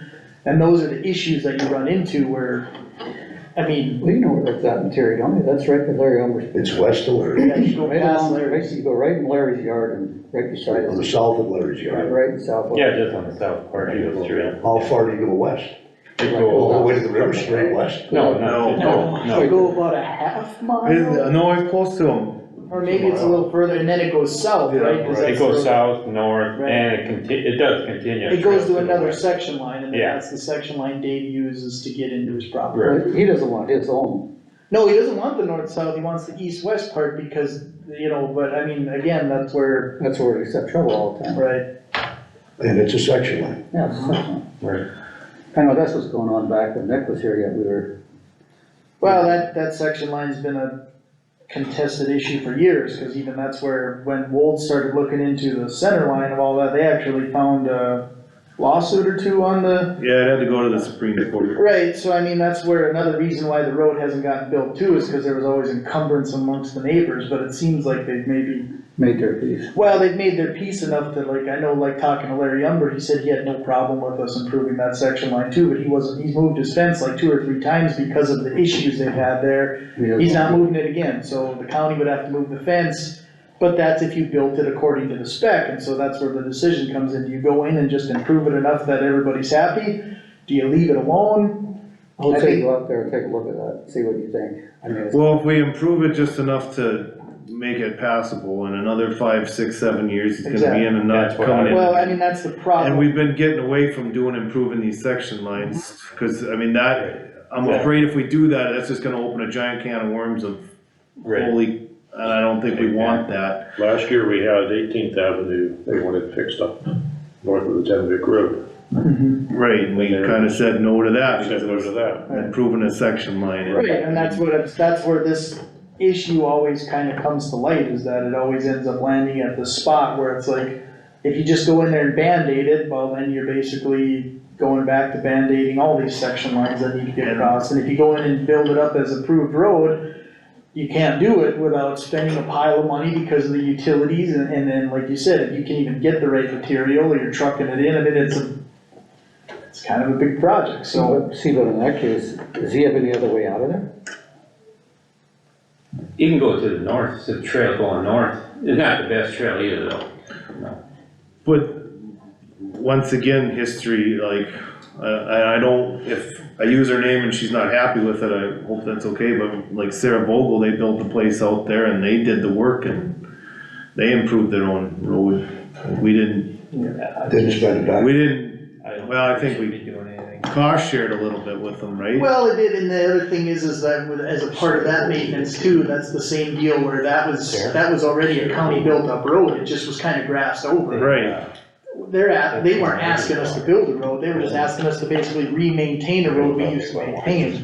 Right, but I mean, they went ahead and they built it up and they did some of their Yes. own work and then we just To the decided, north there, right to the house. right, Because the road coming in from the west end, that mile is right. high grade road. Just a few potholes. Yeah, I Well, and mean, even the road going north and south there that's got ditches and everything, that was, Yeah, that that went was to a. whatchamacallit, Randy's. Yeah, absolutely. it was done, Wicked. they moved out there, we said we weren't gonna help them, they kinda went up and did it there on their own, and then, They kind of brought it so it's maintainable, and now we're probably gonna maintain it, and that's fine, Right. because it's added back onto the roads, it's a school bus route, it fits all the other criteria we've been And maintaining. that's a section line. Well, it is a quarter line they created right away, kind of like what we just discussed, where the section line wasn't feasible, they built it on the quarter line, there's right of way, it's recorded in the To quarter the line. south, that's a quarter line. That's a section line. Okay. But that other one is 82nd and a half, and that ties onto the road that goes by Richter's and Jack, that's essentially the section line, even though it's on a quarter line.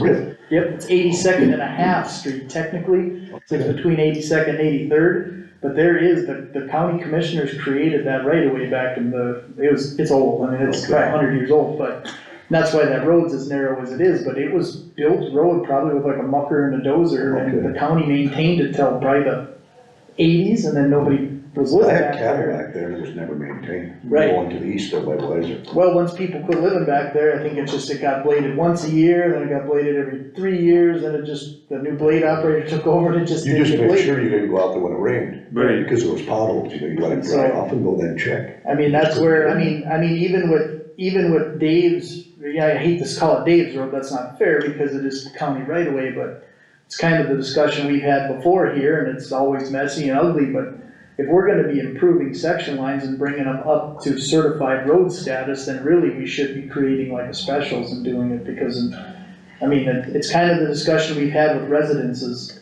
There's close to 1,200 miles of certified road in this county or somewhere in that neighborhood. If you can't find a place to build a home along those roads, I mean, I feel like the county should be done building roads at this point. Like, if we're gonna build them, there needs to be probably investment by those that want the road built. I think our road building days should be about over. We need to, I mean, honestly, we need to focus on maintaining the roads we have, which we obviously struggle with, so. That's where I come to a conundrum with Turdowski's deal there, because I understand the situation, but at the same time, it's like, if we just start improving section lines out there every time someone builds a house, we're back to our same old deal where we're road building 5 miles a year because somebody wants to build off the beaten path. And I feel like the county's provided enough roads in this county that you should be able to build within reason to any one of them. That's kind of my approach to it, so I think if the county's gonna participate in the road building on that, my opinion, and you guys are more than welcome to anything your own, but it should probably be a project that's engineered, probably a specials district created, and those in that area that benefit the most would pay a majority of it, and the county would pay its share, however that process plays itself out, which is not an easy one. The nice part about that is the locals in that area would have to vote on it, so they would decide if they wanna pay to build that road, and that's kind of the avenue I feel we should approach if we're gonna be building any more road. I think it has to have a heck of a need, a slam dunk kind of idea, or it should probably be specialed out to those that are gonna benefit the most, instead of us spreading our resources even thinner by building even more roads when we're having a hard time maintaining the roads we already have. That's my opinion on it. I totally sympathize with Dave's situation there, but. No, it still comes back to, we start doing something on this road, then we gotta do other section roads. Still comes back to that. Well, it's gonna be hard to defend not building them anywhere else when you're going out and you're sticking to a hard line like we've been doing, which I think has been beneficial because it keeps us out of some of these messes. And then, like I said, I think there's a process to build that road, but I don't think just us going out and building another mile of road is probably the right process. And Cause I had called again this weekend about section roads, so it's like, I said, no, we're not doing it. Right, fixing what? Huh? You had to call what? Somebody about getting their section roads fixed up. Oh. I just don't, we don't do it right now. we just don't have it's really about the time, and it's not really even a money issue in a lot of senses, it's just the time. I mean,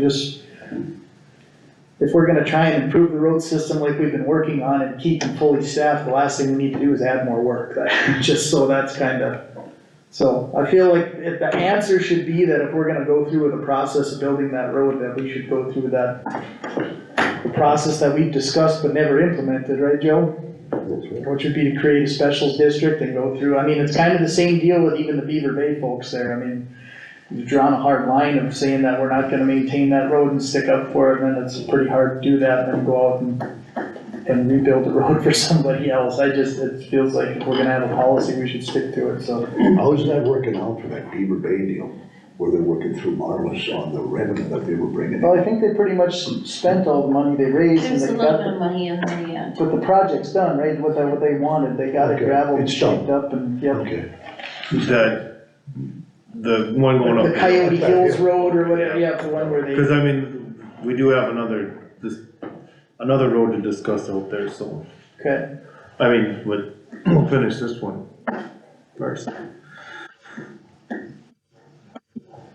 well, I've said enough on it, I guess, I mean, we can keep exploring options or whatever, but I think it just kinda comes into a policy issue of what we've been doing versus how it goes, so. So are we I'd getting? say for now with Turdowski's, correct me if I'm wrong, Joe, but if you're gonna do like a specials, if you were gonna do a specials, you would have to pursue that before you even really do anything else, right? Like you'd have to create a district, get people to vote on it. Before the construction you're talking? Well, I mean, would you have a design first even before, because, No, you have to have the, resolution of necessity passed before you get, Yep. and then you need specs and everything. and then on top of that, the county can't build it, you'd have to put it out for bids to a contractor, I believe is how that works. Yeah, it gets bid out, for sure. Yep, so I mean, I'd say that would have to almost be the process if we're gonna stick to our guns on not building roads just anywhere, so. That definitely makes sense for Beaver Bay too, because those roads weren't built to spec to begin with, you know. Right. That would be asking a lot for the county to. Well, and that's where if we go through and just fix up a road to keep Dave and some of those neighbors happy, then we're in the same boat, where now we're maintaining uncertified road, well then now everybody who said we weren't gonna do that before has more than enough right to come back in and, you know, so if we're gonna stick down this path, I think we need to stay on it, so. So Dave would have to come in and start the special assessment. I guess I don't even, Right, I'm I mean, not that would be a- 100% sure on who Yeah, even I mean, starts That's a that. process you would have to explore, and I mean, I'm sure Joe's not familiar with it, because I don't think we've ever done it in the county, but that's the way other counties, I mean, I know you come from Burley County, a lot of those type projects are usually, I mean, that's how they're formed, is somebody says they want it, and they're willing to pay for a portion of it, and then, and whatever subdivision is participating in it pays a certain portion, there's a process, and then it all comes down to that, and then it's.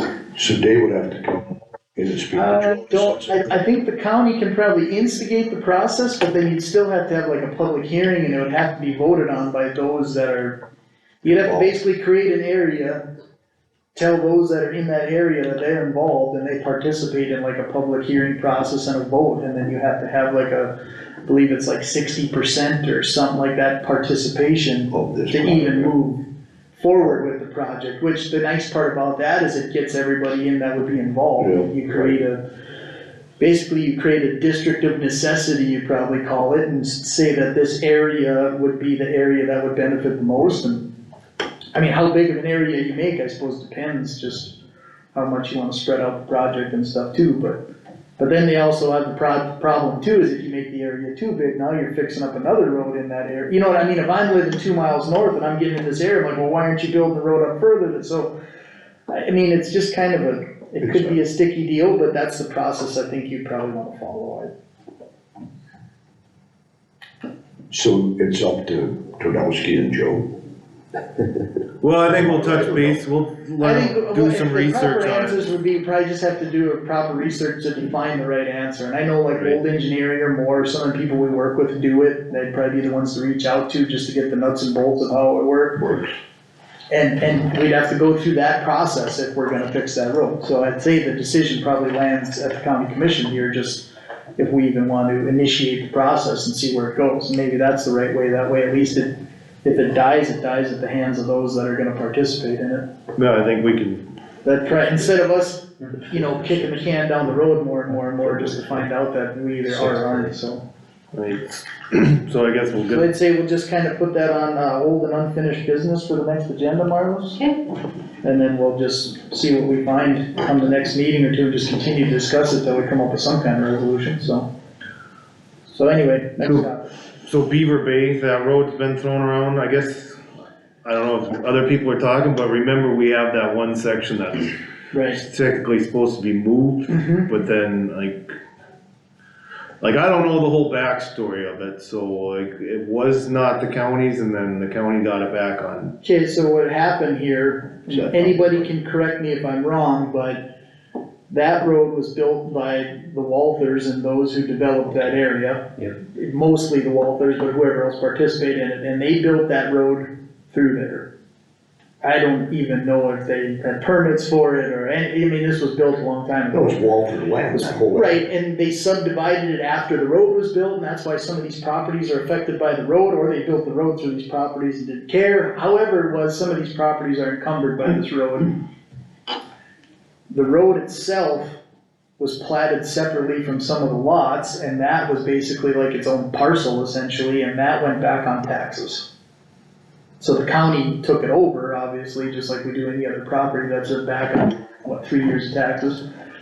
And, cause I was on the board when that came out, and we kind of agreed that we didn't want anybody to buy that road because of the problems it would probably cause.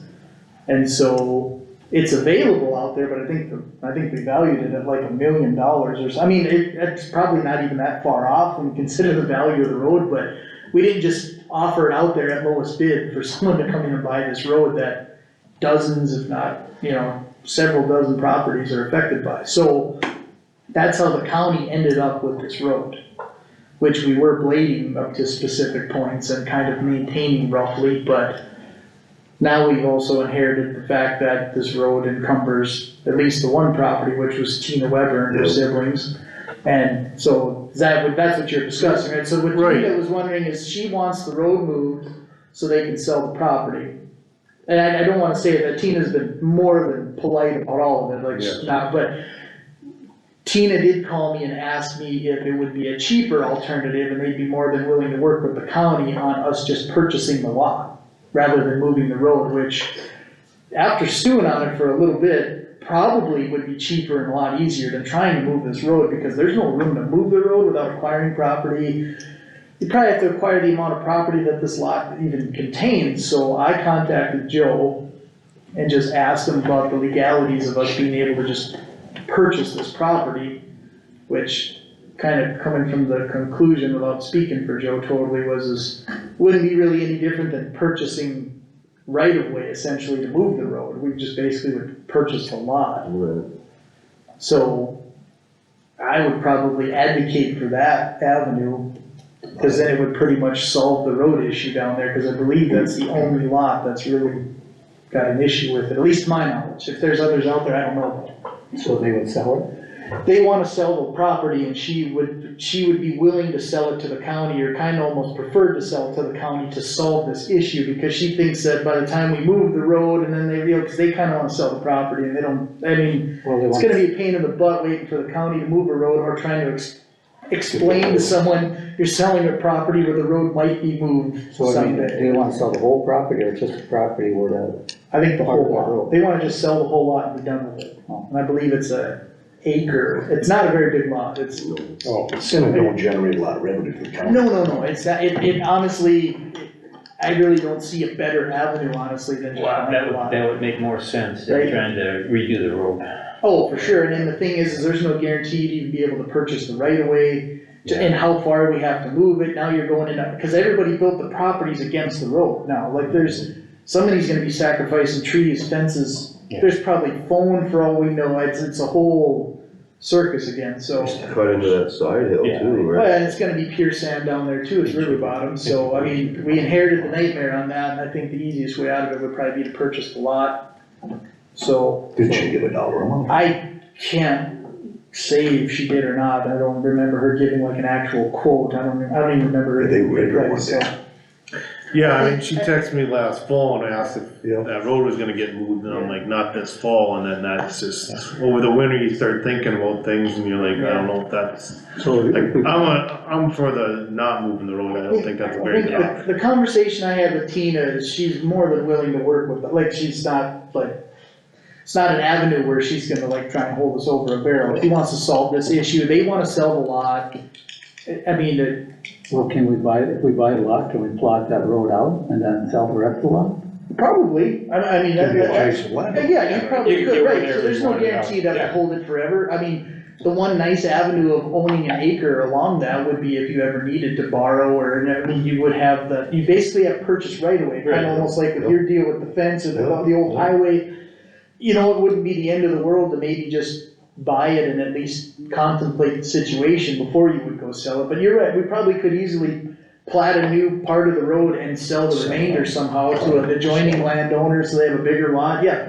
Well, I don't think the county, we don't want to be in business of owning a bunch of land. No, you don't. No, but there probably is some strategic value to owning a small bit of it along that road in case you would, if there is borrow material, maybe there's rock there, something, if you do have to improve the road in the future, you wouldn't have to purchase it. I mean, I'm just saying, there's a lot of avenues where it's probably beneficial, and you're right, in the long, you decide after a while, we don't need You this. don't want this. You can You parcel off 3/4 of it and sell it to, put it up for auction, there's several owners that would probably like to buy another quarter, half, 3/4 of an acre. It'd just be an easier way to take care For of the sure. road. So I mean, Somebody will have to go down and cut the grass, all that crap. yeah, no, well, that's exactly right, that's Needs what, everything. right, so, I mean, I guess I would- no matter what, We've it's the got best names way. of all the adjacent property owners on the tax rolls, right? Yeah, well, I think you would just put it up for bids like you do a lot of our county properties, and you would get somebody to Yeah. buy it, just, I mean, more than likely an adjoining landowner would love to add it on, and like you said, you could solve your road issue, get it off. But Plat the road up. could somebody else other than the adjoining landowners buy that? Well, it's less Would than you an want that or no?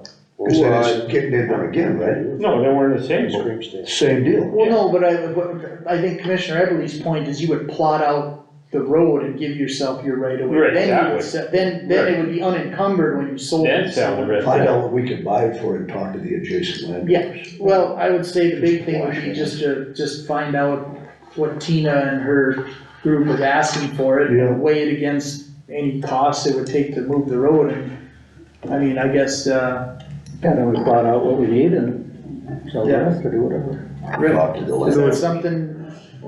Well, I guess right now the idea would be is whether or not we wanna purchase the property, so I guess First you gotta you find out wanna what just, it's entertain a motion to, Well, first we gotta find out what the value is. Find out what the value Well, that's what I would do, is find out what they want for it, right. and then go from there. and go from there. Wait, so who's I guess gonna be that- the negotiator, or who's she wanna bring the price to? Cause I'm sure she doesn't wanna come in here on camera and say. Exactly, but that's right, I guess my motive with wanting to go over the motion was just to make the motion that somebody enter into some negotiations with her, or some, at least get on the record, who's gonna do it. I mean, I'll do it, I mean, cause I've talked to her enough about it, I don't have a problem with it, so. Can we do that, or is it up to Joe, can we do that?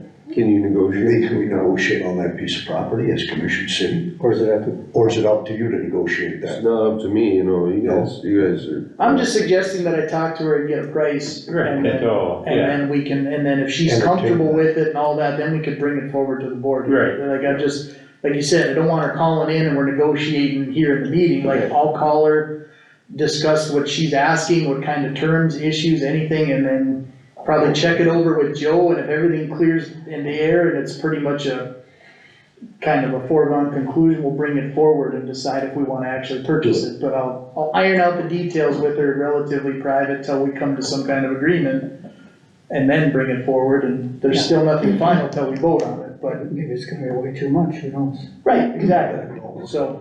That it wouldn't work. Yeah, right. Right, exactly, that's what I'm saying, there's no guarantee we're gonna buy it, but I was just basically suggesting I'll negotiate it with her till she's happy, and, Yeah. and then we'll bring it forward, and if she's happy and we decide as a board we vote on it, then it's done.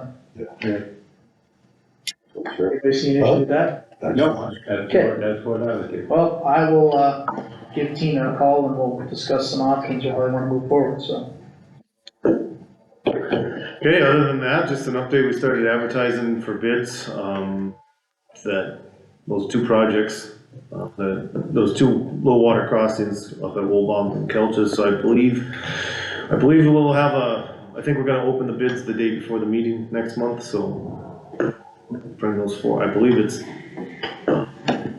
by next commission meeting, we should have a price on them, or what the bids come in. Yeah, that way you can get, otherwise they get their agenda full for the year, and yeah. Right, so. But it's, might be an early construction season if the weather holds, The way so. it looks, Right. yeah. We don't.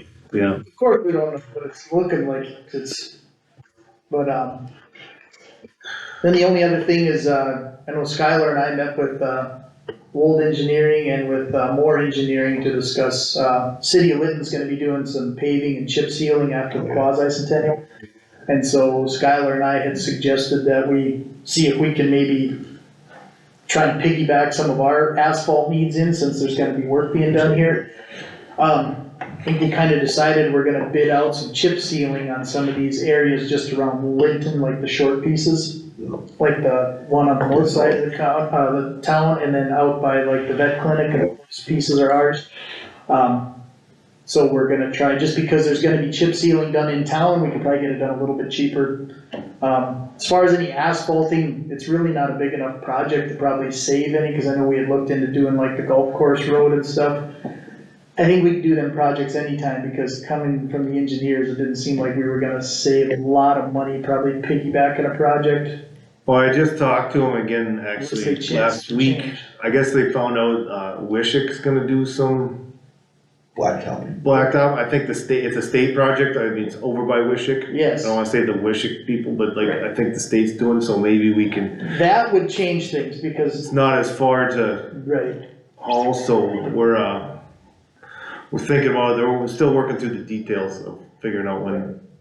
cause that was kind of a big point, is that a lot of times the counties and the cities save money when the state's doing a big project. When it's just these cities and counties, especially with us being just close enough to Bismarck, they probably wouldn't set a plant up. So now you're just paying for loads of asphalt out of Bismarck, so you don't save anything there, you know, so that's where the idea of us maybe getting a deal on some paving really didn't come into play, cause it's not big enough to set up a plant anywhere close. Unless something would change with a state project, that would definitely, you know, and then that probably would be inviting for them, cause if they're setting up a plant, why not do more work, so that. Right. But we might get a little better deal on some chip sealing, since they're gonna already be doing town anyway. So, but then one other thing that we did discuss, and I know you were gonna kinda work together with Tyler Gross with the city of Linton, and then the city of Linton was gonna discuss it, was we always have this fuzzy area of like, who maintains these certain roads that are like county roads on the outskirts of towns. And like Litton's the only really one where we like share duties with maintenance and costs. And what took care of them?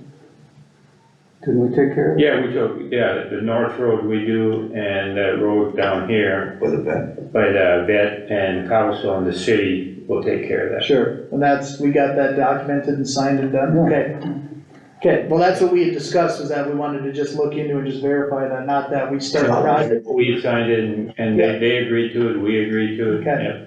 So that's where basically we're just gonna have to refocus on that, and, you know, when it comes to the cost sharing and the bidding, cause the engineers were wondering, cause past projects, where there was some 50-50 cost share and all that, well, if we have that ironed out, then that's exactly what we were looking for, so. So that agreement should pop up, and I forgot about that, so. Yeah, that reminds me, are they doing any tarring? Are you guys gonna do tarring before it gets too warm? I mean, before? Yeah, I mean, we're gonna start, I mean, we're gonna probably go after this cold snap actually, so, I mean, whenever we're ready, I mean, we weren't set up for it when this. Are we gonna get another cold snapper coming in? Well, next week's gonna get a little colder, so I mean. I just thought if you guys got time, might as well get it done before it's. Right. rush comes, you know. Right. I think the state was tarred. Yeah, On state. 83. They were. But then I don't know, you got enough tar? What do you got, one buggy full or what? One buggy full, so. Can you get any more, or what's the deal there? Well, through the grapevine, I heard that maybe the state will start selling it to us again.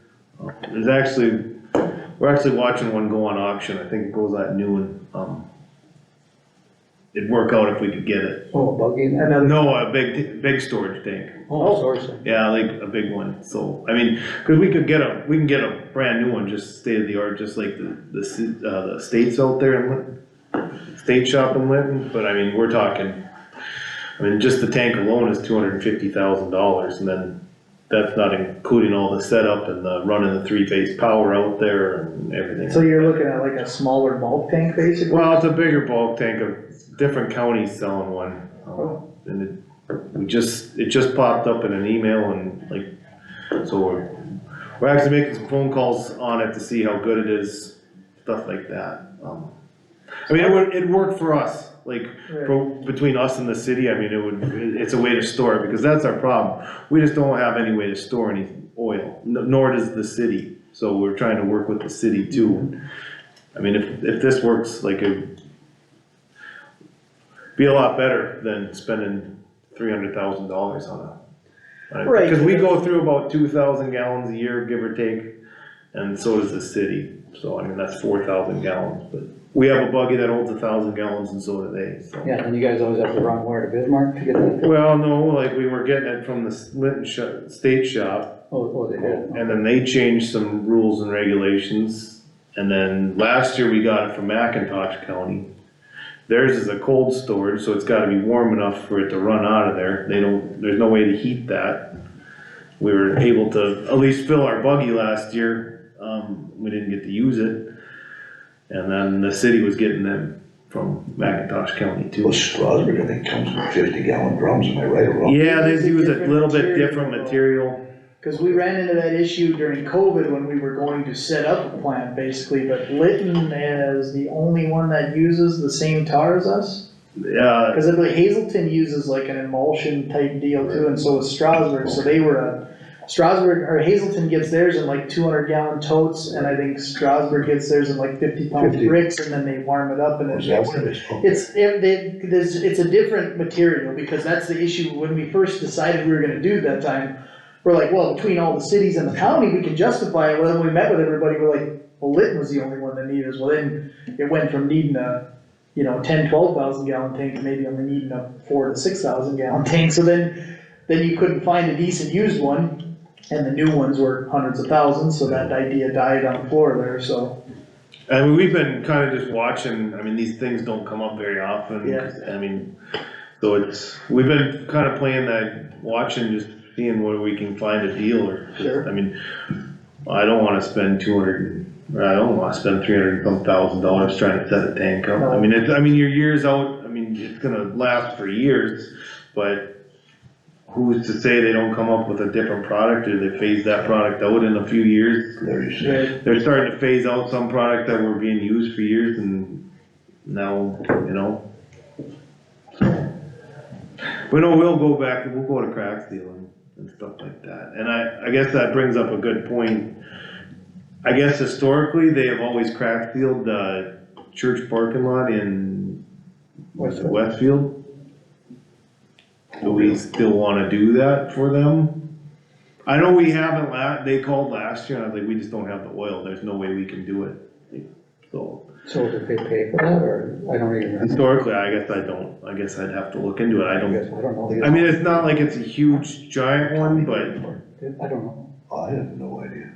right, so that's where some of these, the lines get blurred a little bit. So, would you guys wanna do it for them if they paid for it? I mean, I don't know how you're really gonna measure it. I guess if you're there, then I would think you might as well do it for them, right? I don't know. If they're gonna pay for it, Well, that goes into the how do you charge them, you break because that up. you don't really know, so I mean, I'm okay with saying, no, we're not gonna do it, find someone else, like, we're not. And that's because you crack seal that pavement going through Westfield. Right, there's just those two little spots between Westfield and Hall You're there. right there, but I mean, I don't know, whatever. Right, so I mean, this is a good time to kinda get these ironed out, and maybe it's not a good time to get them ironed Well, out, I don't it's know. not an incorporated city. Yeah, I know. It's not, that's kind of a weird, I guess I have no idea what they've been doing. right, cause like you said, Westfield doesn't have city limits, it's not as big, it's kinda almost like county property, but, I mean, it's more county property than city property, if you argued it, but it's obviously church property. But I mean, do you know, have we been doing it? I guess that's what some of the guys have said, they've done it in the Just kinda past. zipped in and did it. I mean, yeah, I mean, we're not using a lot of material there. I mean, it's not like it's costing us another 1,000 gallons. I mean, I didn't even go look at the cracks last year, cause I just knew we weren't gonna have any material left over to do it. I mean, what's it take, half hour, or? I would say give or take, I mean, it wouldn't take a long time to do it. Well, there's one in Hull too, isn't it? Or is that gravel? No, there's one in No, Hall. There's a section through Holland, I mean, we still crack seal on the county road, that The pavement road in that's between them, paved, we right. do that, and that's why it was always kind of just a dip in there, get it done. Push Well, it. there's some claim that there's tar and they drag it into their driveway to the house, and off the rotation, what are you gonna do? I mean, it's just that if we wanna keep doing it, or, I mean, I guess I shouldn't say keep doing it, do we wanna do it? Do we wanna just say, cause last year, like, when they called us, like, well, there's companies out of Bismarck that do parking lots, like, that's your best option at now, cause we just don't have any material. Well, if you told them that already, I guess that'd probably be the right way to go. Well, but like, no, this year when we're out there crack sealing there, I'm sure we'll get a phone call, maybe we won't, but I'm just, You'll be approached.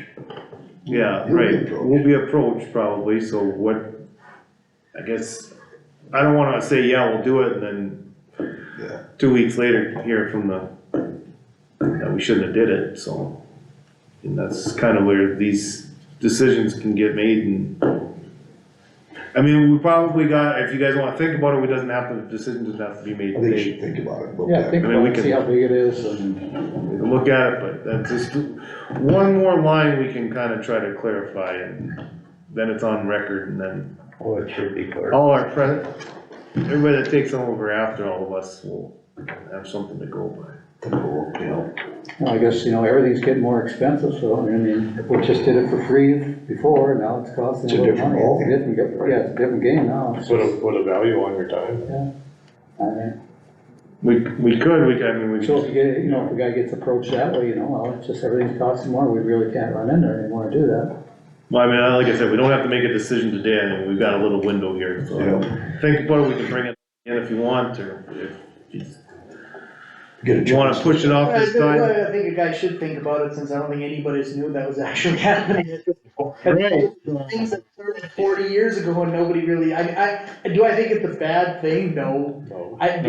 Does it need to be clarified and something, yes, cause I think we've tried to get away from these handshake deals that happened, and it's kinda like the Lytton Road thing. At some point, you just need to clarify, we are doing it or we're not, and if we are doing it, is it free or not? That's kind of I think it should get clarified, and if we're gonna make that decision at the board, I think I'm fine almost anyway, we need to make a decision, so. And it doesn't probably have to be today, but I think it'd be fair to at least have a decision, cause it's not fair to Skylar to go through and break all these handshake deals that might got made by the county road department, the commissioners never knew about it, they just were like, oh, we do that.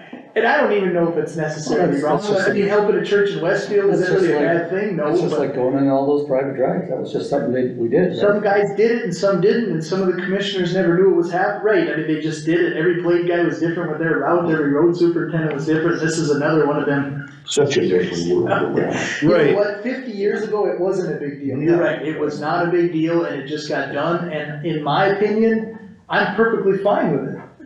But in the age of liability and cost and accountability, it That's just, all it's just everybody's different, got, yes, everybody's got it's for different, everybody. because if you're doing it for That's one, you what's so should be sad doing it about for all, and if you're not doing it for all of them, you need to explain why you're not Life's doing too it for short. all. I guess we could look into who even paved that, did the church pay to have it paved, why they were just doing the two little Do you really spots? wanna go down that?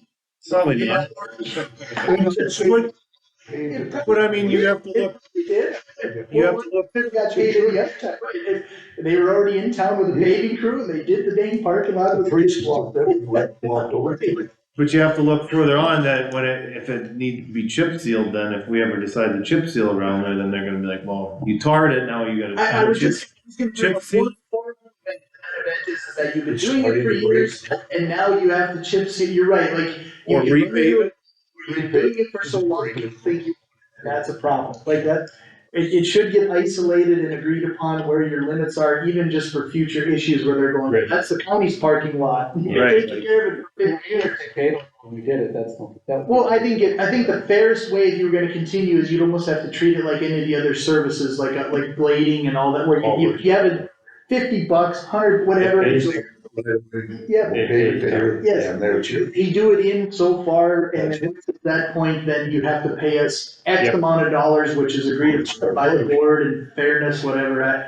I'd say that's how you'd have to continue doing it. I think just doing it just to do it, those days are probably. That's probably behind us, I hate to say it. Right, so I guess we'll just, We'll just think about it for now, Yeah. but yet, hold us to it, so Hold it us doesn't to just it. get shuffled in the back, cause Right, it, well, mean, yeah, we it's try obviously to make not a a huge decision. priority. We can, I don't know, can we put it as old business so we can? Yes, we've, So, cause I might forget about it till, true, let's just, Marlis, you wanna put it under old and unfinished business, it's a great point. Yep.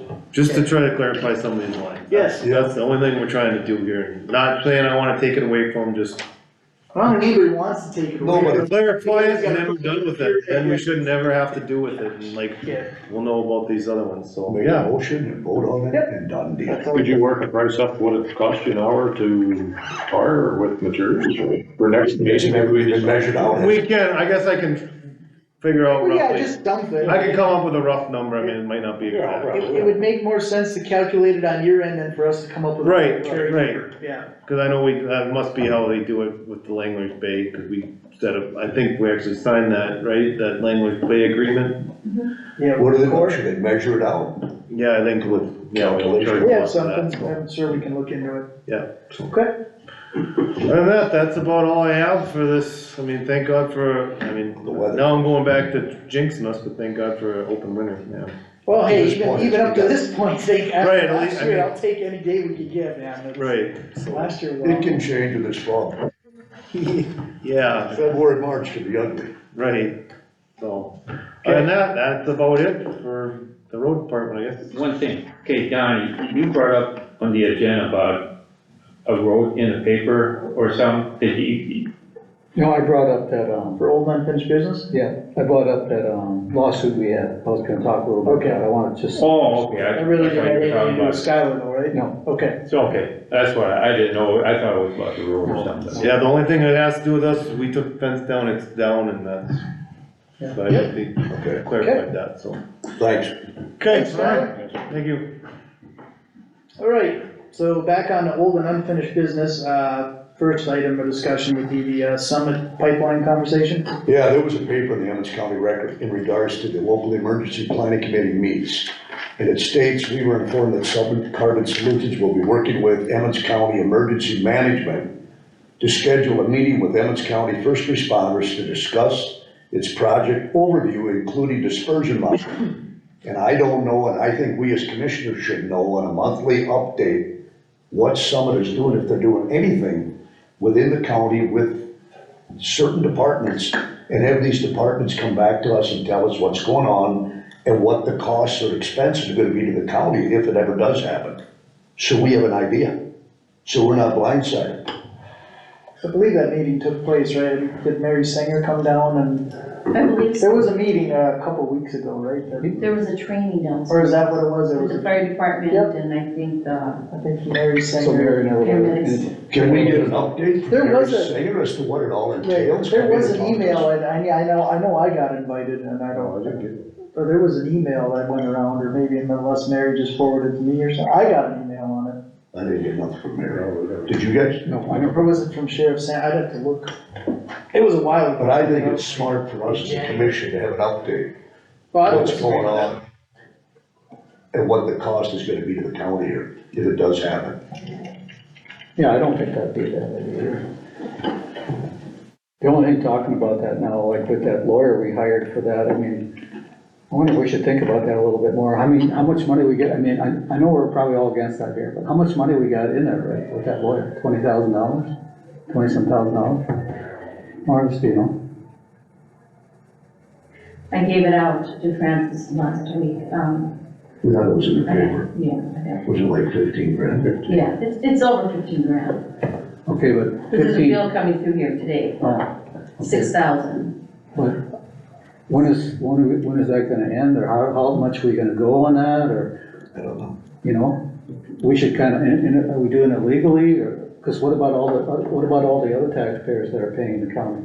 Maybe some of them want this, so we're using their money to get attorneys to fight for their rights too, you know, aren't they? Well, I think there's a little bit of confusion, and I think that needs to get clarified. So the confusion is that people think that we hired a lawyer to defend specific landowners in the county against this pipeline. And that's not really true. It's not true at all, actually, because what it actually is the real fight that's going on right now is that basically the state law is being interpreted that says that if the Public Service Commission grants a permit to this pipeline, they can basically supersede any of our zoning laws, and they don't even have to get a zoning permit, according to what I've been told, or at least the interpretation of it. Which I have a huge issue with, because everything I've ever been told when it comes to setbacks, zoning, and all this is always supposed to be left to the locals.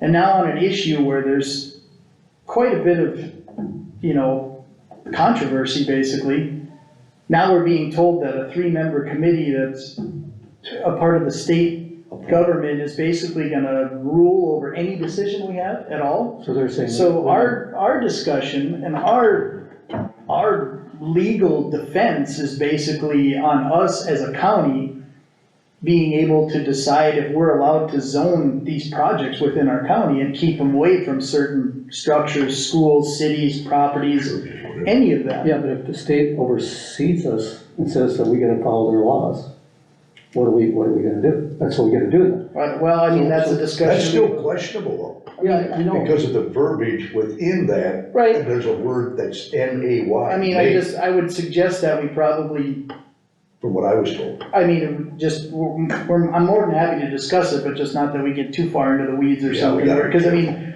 this is a legal process we're involved with, but my opinion is that this is a discussion for all the landowners of Emmons County, and we are defending all of the taxpayers of Emmons County, because I can tell you right now, this pipeline might not affect someone down in Westfield today, but it's gonna be a power line or a transmission line or something in the future. Well, I'm not And it's saying, been all over the county though, and that's where I've been approached by a couple people, and especially that article bringing up, people are asking me about these lawyer fees, and I know the first instinct is always, spending money on lawyers is horrible and it's a waste. So I'm telling you, as a county, if we don't try and defend ourselves on something like this, then all these meetings are a waste of time.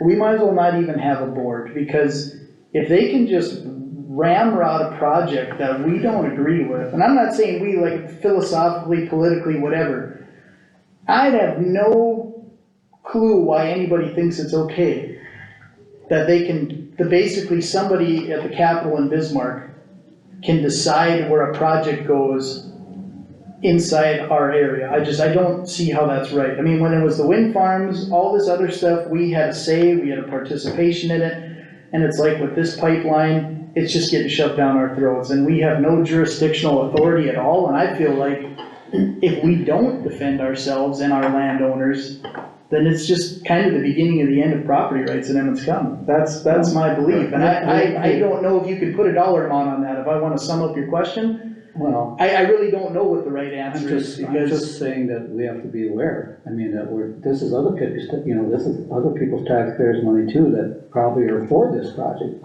I'm not for it, but I mean, I'm just saying, maybe half the county's for it, who knows? but it has nothing to do with this project anymore. It's transcended the project entirely to literally state law saying that they can basically run projects that they cherry pick. Right now, they cherry pick pipelines.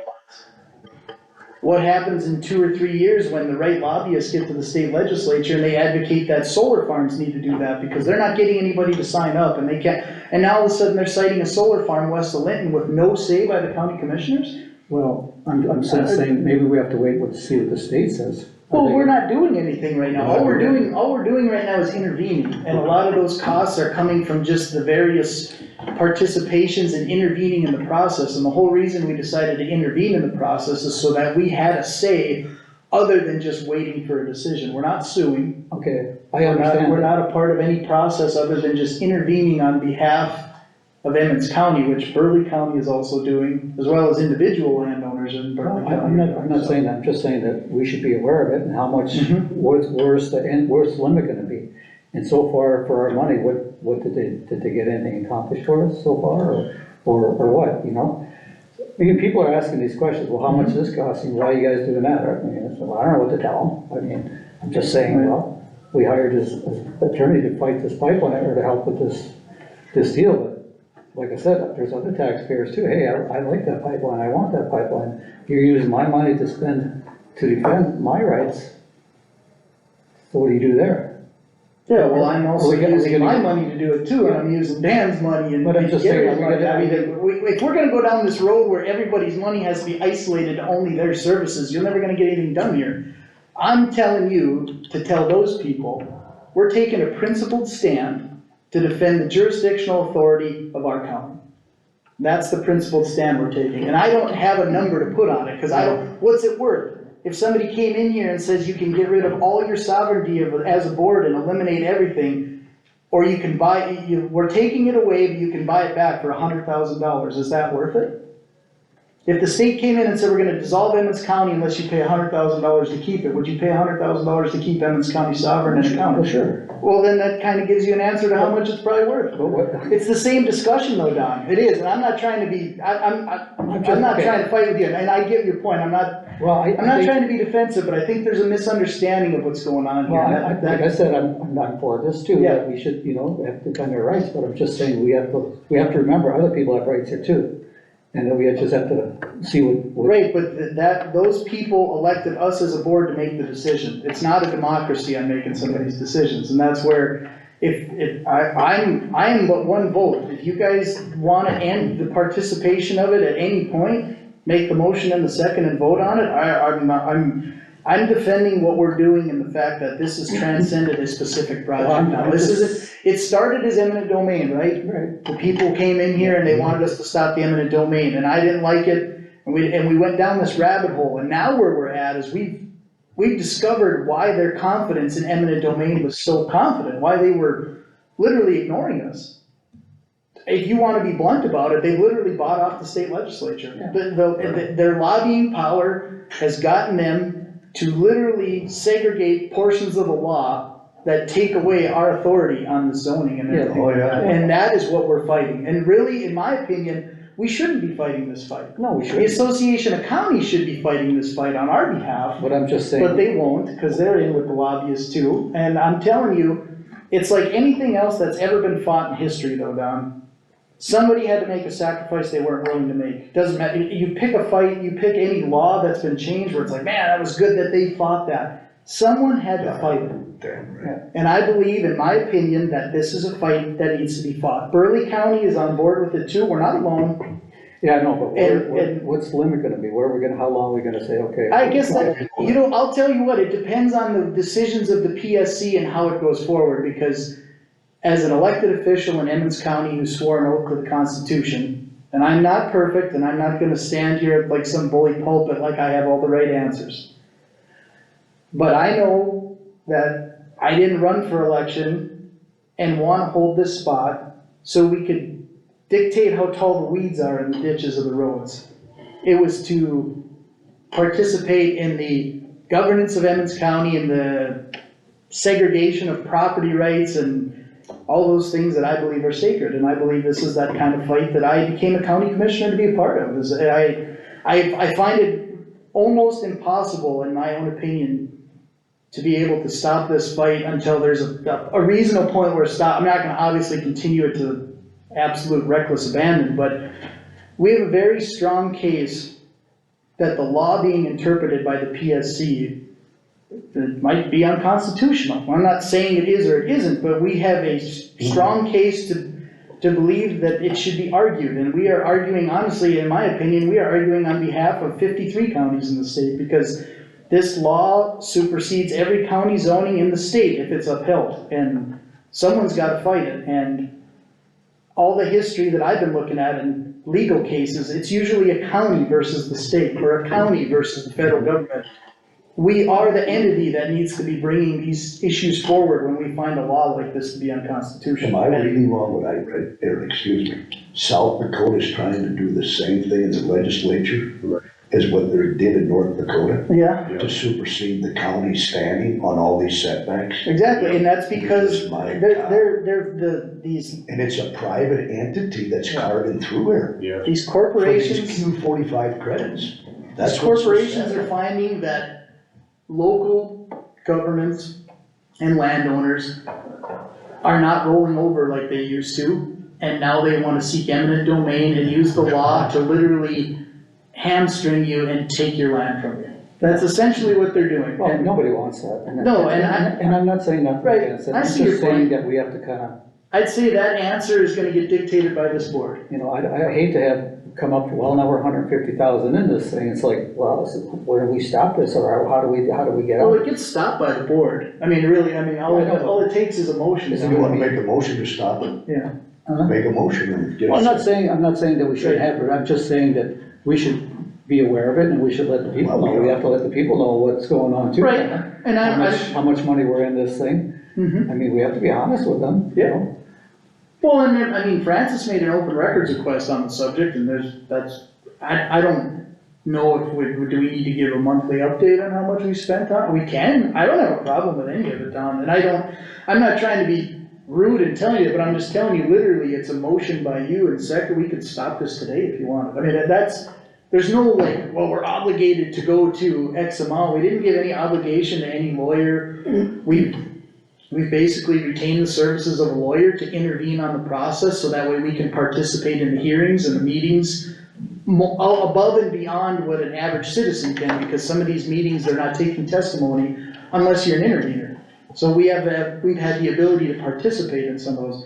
I don't know if we've gotten our money's worth, because the decision hasn't been made yet, and if we spend $30,000, $50,000, and a decision comes through that we're happy with, is that a good thing? I don't know, and if we spend more or less than that and the decision doesn't go our way, was it a failure? It's gonna be very hard to decide, but I just know that as a county commissioner myself, I totally believe in what we're doing and I support what we've been doing, and that's just my one opinion and one vote, and at any moment, if you guys wanna end this, all it takes is a motion and a second, and we vote on it though. Like, I don't want you to feel like I'm dragging anybody into this. I'm voicing my opinion, probably strongly, but I feel like it's a fight worth fighting, and that's where my stance is, but at any moment, it can be ended. I'm not saying that right now that it I is, understand I'm just saying that, you know what, we just have to make sure we keep an eye on this,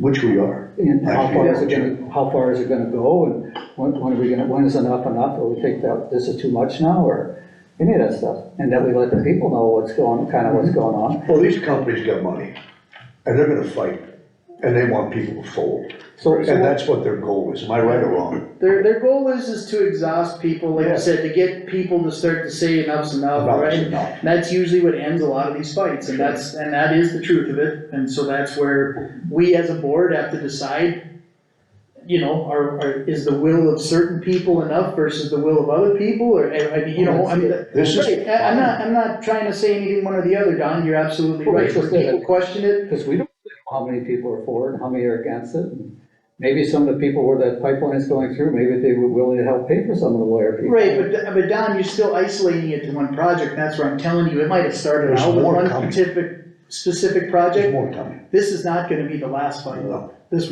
is, if anything, gonna be the first of many, and it's gonna be a different group of people from Hague next time, from Hazelton, from Braddock, from the river. A project is gonna come in that lobbyists have gotten their law the way they want to, and they're just gonna start planting their flag all over these counties. It's the same thing, What did you think? look what we did with that seismograph. What do you It was think a that was perfect all example. about? They were looking for a toilet to Yep. dump. But you know as well as I do, because you attended a lot of them hearings Yeah, and things, and all even of Craig was, once they have a hole in the ground, the law totally changes. That's Like, and they know that and we don't. Like, that's the problem we're running into. They know, they have people paid for all the time that know the laws, they know everything about it. And that's exactly why Summit's not here today, why they haven't been in it. Remember when the wind towers were going through, NextEra showed up every month? Yeah. But they didn't have eminent domain authority, they had to work with the counties and the landowners. These guys don't, because they've circumvented the law to their benefit. At what point is that worth fighting? They've started this a couple of years ago in the legislature. Oh, 5, 6 years He's seen ago. this coming long before any of us, because. Even knew about it. Anyway, I'm not saying nothing bad about it, I'm just No, saying. no, that we're and aware. it's all Don, good. you're It's all absolutely good. right to bring it up, It's good that you brought it up. I too, I'll admit it, I personally struggle with it all the time, like, what's it worth? Where does it stop? Where does it end? But every time I re-engage in the process and I see what's going on, there's just a great amount of injustice injustice being done to the individual property owners in Emmons County and in North Dakota, because what I believe is to be a corrupt legislature. If we wanna go that far, and my dad's a part of it, and he'll admit it to you too, there's a lot of broken parts of the system, and the legislature has gotten sued in the last, 18 months? They were wrong on their budget bill, it was corrupt and unconstitutional. They were wrong with redistricting in the northern part of the state, it was corrupt and unconstitutional. But they did it. They were wrong on the amalgamation, and that it's not ironclad that the state legislature's laws are constitutional. The only reason they're constitutional is because no one's challenging them. Right. And I feel like our responsibility in this specific area is that we are challenging the constitutionality of it, both through the PSC and the state legislature. And it's gonna be hard to value what every dollar is gonna be worth on it, if it was worth our money. Maybe it's not a decision to be made today, maybe it's a change in the legislature a year or two from now because of the fight that we participated in. So it's gonna be difficult, and that's what I would tell people, and I welcome anybody that has any questions or concerns about it. I'm more than willing to reach out to me, I will answer as many questions as I can, other than those that would probably jeopardize a legal case, but I'm more than willing to answer it. But I feel like as a body, I mean, we have the authority to evict people from their homes if they don't pay taxes, supposedly that's our authority. But we don't have the authority to say where this pipeline can go in our county. I find that to be difficult, and that's why I don't agree with that either. Right. That's a sad thing, It's- that they it's- can carve that pipeline through eminent domain next to your home, and you got 5 kids at home and a school 2 miles from it. Yeah. And 300 feet from the school, cause that's all the property they own. Yeah. And they can lay a 24-inch pipeline at 2200 PSI, and it's toxic, period. I agree with it, I agree with all that. The only thing I'm just, saying is like, if the state's gonna override us anyway, I mean. We don't know that. I know. And don't know that. that's probably to sum up an answer for you. Until the PSC makes some kind of decision, and it goes from there, and who knows, It'll be appealed. it could get a sue or appeal, and maybe that's not our job to do that, maybe we stop there, maybe we continue on, maybe, I don't know what the right avenue is gonna be, it'll depend on the PSC, which I don't think there's gonna be a decision for weeks, if not months, so, I mean, we're probably gonna keep incurring some legal fees on some of these, documenting paperwork and things of that nature. And at any point, if you feel like it's becoming too much, we can discuss it at any time. As far as the funding side of it, everything's all pretty transparent, so I think we just. if we wanna do that, that's fine. Keep an open mind about it and keep it running total on it, so we know where we're at. Right. I don't have any issue with that. So I guess that kinda summed up the Summit Pipeline conversation and the newspaper article, or am I missing something? Newspaper. Yeah. Huh? Is there any other discussion on, I guess, either one, since they kind of blended into both? Or are we still talking about the newspaper article? Well, I was gonna talk about that, yeah. Okay, well, then That's what that lawsuit we had with Francis. yeah, Some of that bothers me a little bit. And I just, I don't really know exactly how it all went down. I know you got some, right, Gary, for when Francis subpoenaed you? Well, no, he subpoenaed the whole. Okay, so that's what I was gonna ask. How was that? When he gave you a subpoena, was that all as commissioner were involved? It's all commissioners. Okay, so then you went to Joe and said, here's, what do we gotta do with this? Yeah, he went, they took it to Joe, yeah. So when this started, Joe, what was your opinion on that? As far as the first, when we had that first vote right away? Did you think we were following the law, or didn't you? Well, I mean, I guess it's part of the record and what I said, at the time. Well, where are we going with this? Because this wasn't on the agenda before, so if we're gonna talk about something that I wasn't really prepared to discuss, I don't know. Well, it was just brought up this morning, I just wanted to talk. well, he just brought up the newspaper article, but I mean. Well, I guess. Cause I got a curious question, were you subpoenaed? No, I wasn't subpoenaed. I wasn't either. That's why. So when Gary said all the commissioners. Well, that's why. No one was subpoenaed. Okay, Gary was served with a summons and complaint to start the lawsuit. Okay, see, that's what I didn't know. Now, were we all on there? Was it scary? I didn't know any of this stuff, how this was. No, that, I wasn't on it, I wasn't on the. No, you weren't. no, I don't think, so, Emmons County was one of the defendants. just Emmons County, yeah. Right, and you were served with the papers on that one, that's all. okay, 'cause that's. So I didn't know if you were just subpoenaed you and then you brought it Well, it in. wasn't a subpoena, he wasn't just was, subpoenaed. he was He served bore with the the legal papers on it. Okay, They had to serve somebody on the commission, and for some reason they served Gary. okay, I don't know why that was the case. okay. And then I was just, I mean, when it came to the time where it was like $15,000, who decided that? As far as the legal fees? Yeah. Well, that was between our lawyer and Francis's lawyer, I believe. That was the judgment, that's how you negotiate the judgment, So right? who signed off on it that, okay, we're gonna settle for 15? Why wasn't it brought to us commissioners, unless you guys knew about it, I don't know. But why wasn't it brought to the rest of the commissioners, okay, we're gonna settle this lawsuit now? Well, you asked me that and I answered it before, but I guess you want to bring it up. So basically, Francis asked for $30-some thousand. 29,000 and change were attorney fees that he incurred throughout the process. The other amount was expenses that he incurred, including like a survey and something else. They made a motion for those attorney fees. So we were in a position where we could fight the attorney fees motion, which we were prepared to do, and potentially win, and potentially not win. But we'd be on the hook for $30-some thousand.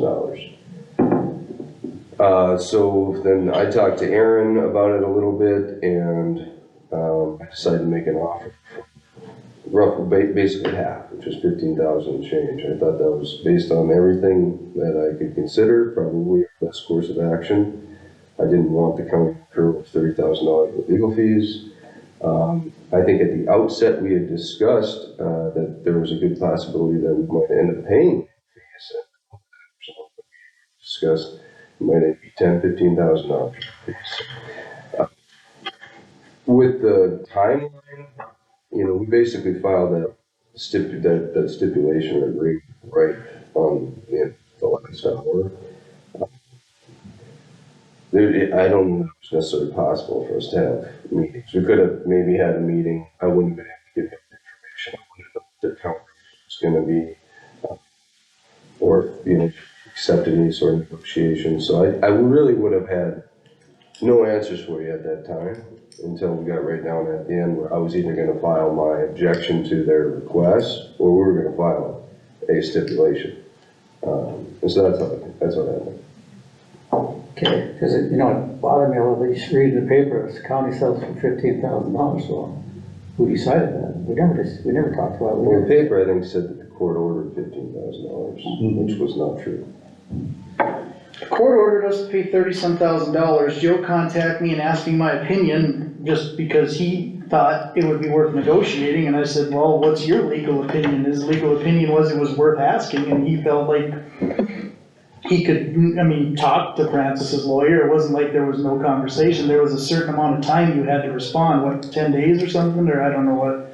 I think when we talked, yeah, it was probably less. There was a very short Usually- timeline that we had to respond, and then Joe consulted their lawyer, and then they came up with basically half. I don't really know what we would have to meet on, Well, we could be aware so we know, I have no idea. the state's attorney negotiated on behalf of Emmons County, and we got it cut in half, and Joe asked me my opinion, I said, well, great, that's half. He agreed too, right? That was kind of the best case scenario. I don't see. Because based on what I was looking into, I thought, there's a good chance we end up paying more than that, and probably. We could have appealed that point and went down another road that would have been even more expensive, and so. And I think for them, it probably made some sense too, because they're gonna have incur attorney fees if we had to fight over the fees, and then if we paid the fees, there's gonna be more fees. So. Right, I don't think anybody wanted to pay any more, so. It's just too bad it went down this way. Nobody ever won. Frank Wheeler never won anything. He had to take his fence down 3 times to move it. Francis Crum lost, cost him $15,000. It cost us $15,000 plus whatever else time we had in him. And it bugs me a little bit. Every time I brought it up, tried to bring it up, well, why don't we just drop this, let it over. Well, let's take this down the road, see where it goes. Well, now where'd it go?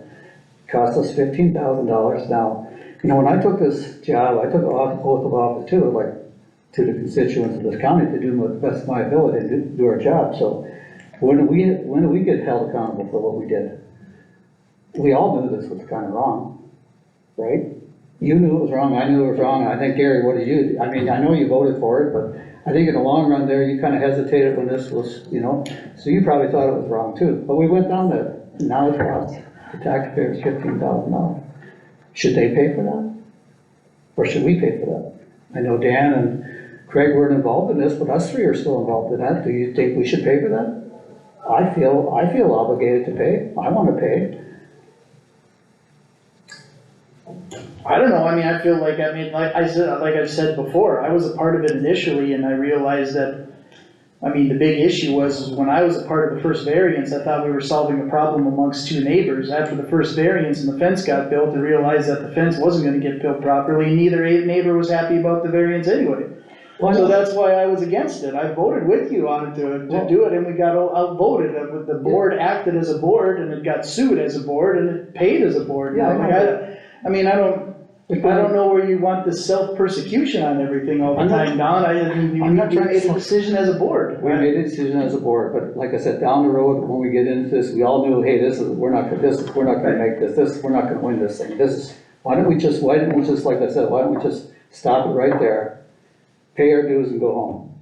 But now let's take it down and see where it takes us. Why do we do that? It costs us $30,000 now, or $15,000 now. Now we should tell our constituents, hey, you should pay for that. Well, I mean, the only thing I will defend on it, even though, like I said, I didn't want to be involved in that lawsuit, and I think it's not good that we were involved in it. But it did answer a question that comes to this board fairly often, which is the issue of fence lines and right-of-ways and all of it, and I feel like it clarified an issue that has been ongoing in this county for decades, and so the silver lining of it is, I mean, we know now that a variance is not a good process, or it's probably an illegal process in most cases, which everybody, I mean, it was a cloudy area for a lot of people, and it got solved. I mean, it's unfortunate that it happened the way it did, and then you're right, but again, I'll kind of tie it into the discussion we just had.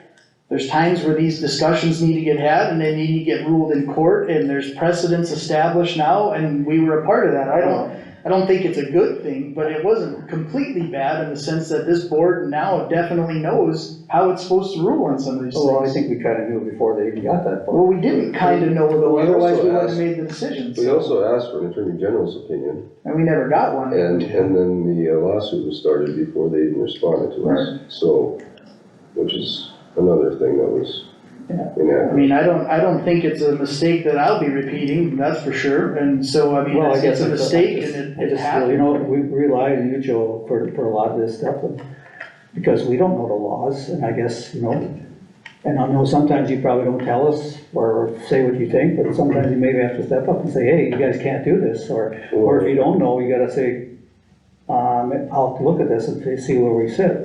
Like he cited the newspaper article. I said, I don't see how you guys can pass that ordinance or that variance when it's on someone else's property. Yeah, And that was cited in there, but at the same time, I'm putting in an odd situation, because if I am advocating very much against what you guys are going to do, and then you do it, well, then I'm boxed in when it comes time to defending it down the road, because I have to defend the actions of the county. But you as attorney here, you didn't have to agree with us. You could say, hey, you guys are wrong.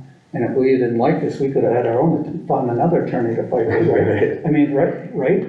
Basically. That's true. I mean, I don't get a vote, but I do get a chance to offer my opinion. Yeah. And, looking back on it, maybe there might have been a possibility where we could have just broke out into an executive session if you're asking for my legal advice, and it's a situation where we could reasonably predict litigation in the future, then that's something that we could have done. I didn't really think it was gonna pass, that second one, to be honest with you. I was really surprised when Dave voted yes for that, so that kind of threw off my calculation. I thought it was a moot point, after that survey came back, so I was a little surprised. If I would have anticipated passing, I think I would have asked. At that point, you could have told us too, hey, this doesn't look good, you guys, we gotta do something different, right? You could have done that. After you passed it? Yeah. Well, now I'm gonna have to defend you guys, so it's pretty difficult to say that in an open meeting. Well, I know, but I mean, that's basically what happened that way, and it's just, I don't know. Well, it was a mistake, Don, I'm not gonna disagree with that, I mean, it's. What bothers me that we didn't settle this earlier. when we knew it was wrong, this is not gonna go anywhere, this is not gonna go anywhere. Well, Right, well, I guess I would question why settling it earlier would have done anything, because we had already gone down a pretty huge process. The costs were probably pretty much the same if you would look at it. I mean, we were a long ways down the road before the board even changed, or the vote probably would have even changed, is my point. It's not like it would have got changed in the next meeting, I don't think, and if it did you? We weren't too far down the road. When I made a motion, why don't we just drop this thing and pay our dues and move on? No, let's take it, see where it takes us, and it's like, what, I mean. Well, I think, obviously, if we had to do over again, we would have just let that first letter, wait the 30 days and take the fence down. Right. Right, well, and then, what I'm getting at is even though we took the hard road to find that out, it's pretty obvious that that's the way we need to go from now on, and so we probably corrected the actions of the next 20, 30 years of commissioners, hopefully, by these decisions too. I mean, that's where, cause I tell you one thing as a commissioner, people love to tell me all the time what authority we have and we don't have, and where we should be doing things and don't be doing things.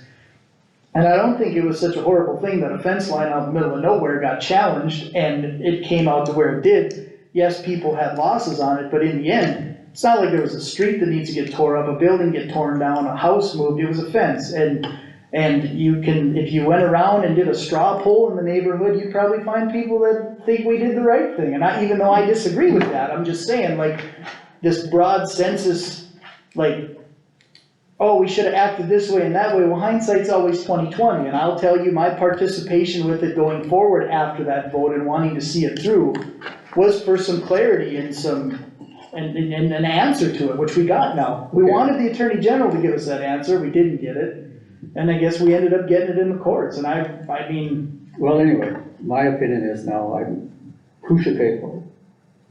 Well, You think us commissioners should pay for it? Well, I think when we save the county money, we shouldn't get paid for it, and when we make a mistake that costs the county money, we shouldn't have to pay, but it's the same lines. I mean, if we're gonna calculate every time we save the county money, we all get a bonus on it too. I just, like, it was an unfortunate thing, and, I think there was, If you do a bad job, you get voted out. If you do a good job. right, well, I think, yeah, if you wanna talk, that's probably the accountability level of it more than anything. Well, my term is up, but I'm not running again, but what I'm saying is, I still feel obligated to my constituents that I told them I'd do the best of my ability. And I tried, I probably should have screamed a little louder, but now it costs us, like I said, $15,000 or more. You mean, you could figure everything else that he had in, we probably had 45,000 in this thing by the time it was done. And now. Well, I didn't get paid for any of that. I know, Joe never got paid a dime. But all your time you put in there too. You put a little time. Well, Joe didn't get paid a dime, he got paid a. Well, you got to pay the salary, but anyway, he never got nothing. No, that's exactly right. It's just, Make that unfortunate, clear. it was a lot of wasted time, there's no question Yeah, about it. we should make that clear. You never got an extra, you got your salary, that's it, but you had a lot of time in this thing too. But I just feel that we should pay for it. I mean, when we get held accountable. I don't think that's right, I really don't. I understand, I think that's honorable for you to mention it, but it's honorable for you to mention it, but I don't think that's right. You know what bothers me? These decisions are made as a board. Huh? These decisions are made as. I know, but I feel obligated and I feel responsible. I feel, and I wanna pay, I'm gonna pay my $5,000, so. So at the end of this meeting, I'm gonna give Marlis a check for $5,000, just to make me feel better. Because I think what we did was wrong, going down this way and costing taxpayers much money that we really didn't have to do. Well, if you feel that way, Don, you're a free American citizen, you're allowed to do it, but I struggle with it even more than that, because, you were the one that advocated it more than anybody. I don't understand why you would pay for it. There's people that participated in it that aren't even at this table anymore, and that's why the idea of anybody paying for it just doesn't. Well, I'm guilty of really association. Guilty by association, that's a dangerous road, because boards act on things all the time with people opposing it. I guess, like I said, and the reason I advocate for dropping it, if you will, is because I feel like the lesson's been learned. I feel like we're a better board because of it. Is it a good thing it happened? No, I'm not defending it. I voted against it the second time because I seen it was a mistake. I was a part of it in the first, I will wear some blame for that. But I did everything I could before it went to a lawsuit to stop it, and so I'm not gonna. You can't really say that though, Aaron, because when I said a couple times, let's stop this now, well, you wanted to see where it went. Yeah, but did you not make a motion to stop it? Did you not make a motion for the board We to didn't hand it? get a chance, we just let the attorney handle what we done. But you did make a motion, it's on the record. Well, It died for lack of a second. I'm pretty sure I remember that, I guess I so. don't remember that. When you make it sound like I silenced you, now it almost sounds like Francis is saying that, and you're just repeating it in the No, meeting, no, so. I never had I nothing mean, to if do you with guys wanna Francis. go down this rabbit hole of making it personal Francis about never had everything. nothing to do with this. Francis had nothing to do with it, just a page-long article in the newspaper, but basically regurgitating everything you're saying, but he had nothing to do with it. I mean, Don, the reason I'm frustrated about continuing talking about it is because it seems like the only person that doesn't wanna let it go is you. Yep. And you're right, and it was a mistake, but you just dwell on every mistake that ever gets made, always, forever? No, a lot of You mistakes. still mad about in the third grade when you did that thing you shouldn't have done? I No, mean, I don't remember that anymore. I mean, I don't disagree with that it was a mistake, and I voted with you that it was a mistake. We acted on a board that it was a mistake. I didn't sign the variances because I thought it was a mistake. And it still continued further, and so, like, it's done. The court settled it, the bills are paid. I don't feel a need to continue to regurgitate it. It just seems. I didn't say I want to regurgitate, I just wanted some clarification on a few things, and I thought, I just wanted to bring it up, that I thought, in my opinion, that we should be held responsible and pay for it ourselves. I disagree. You're gonna guess, I mean, I don't agree that, my accountability on it is that I've explained myself several times, I've been attacked for it several times. And I don't know how else to really apologize for it. Am I sorry it happened? Yes.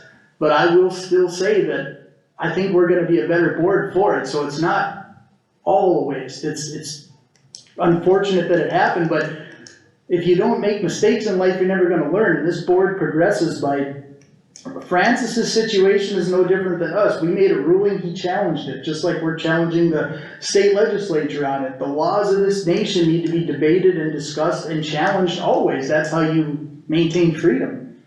We made a decision as a board, it got challenged, and we lost, and I'm grateful that we lost, cause we were wrong. And now that the decision is made, we need to go forward, doing our best to make the right decisions, and I believe as a board, we will do that, and if we don't, then we will get challenged then again. That's fine, I guess I wanna let my constituents down in my area, cause this whole thing was my area down there, and it bothers me. And I want my constituents to know that I'm gonna pay my share.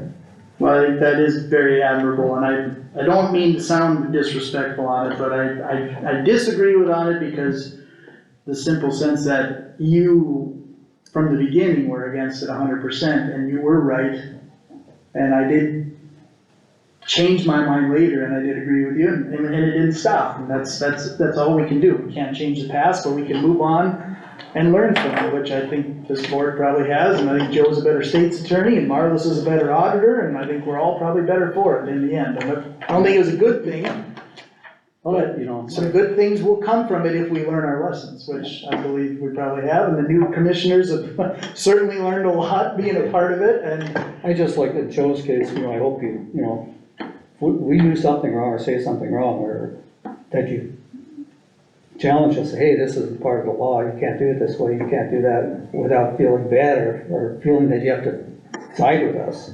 Right, no, I absolutely, I think there's, I agree with you 100% on that, and I don't wanna get into it too much, but, that's part of the whole, that was part of the whole problem with that case, is that they have, the 2 letters I drafted to the Whirlingers, which basically tell them why they can't do these, why they can't put the fence there.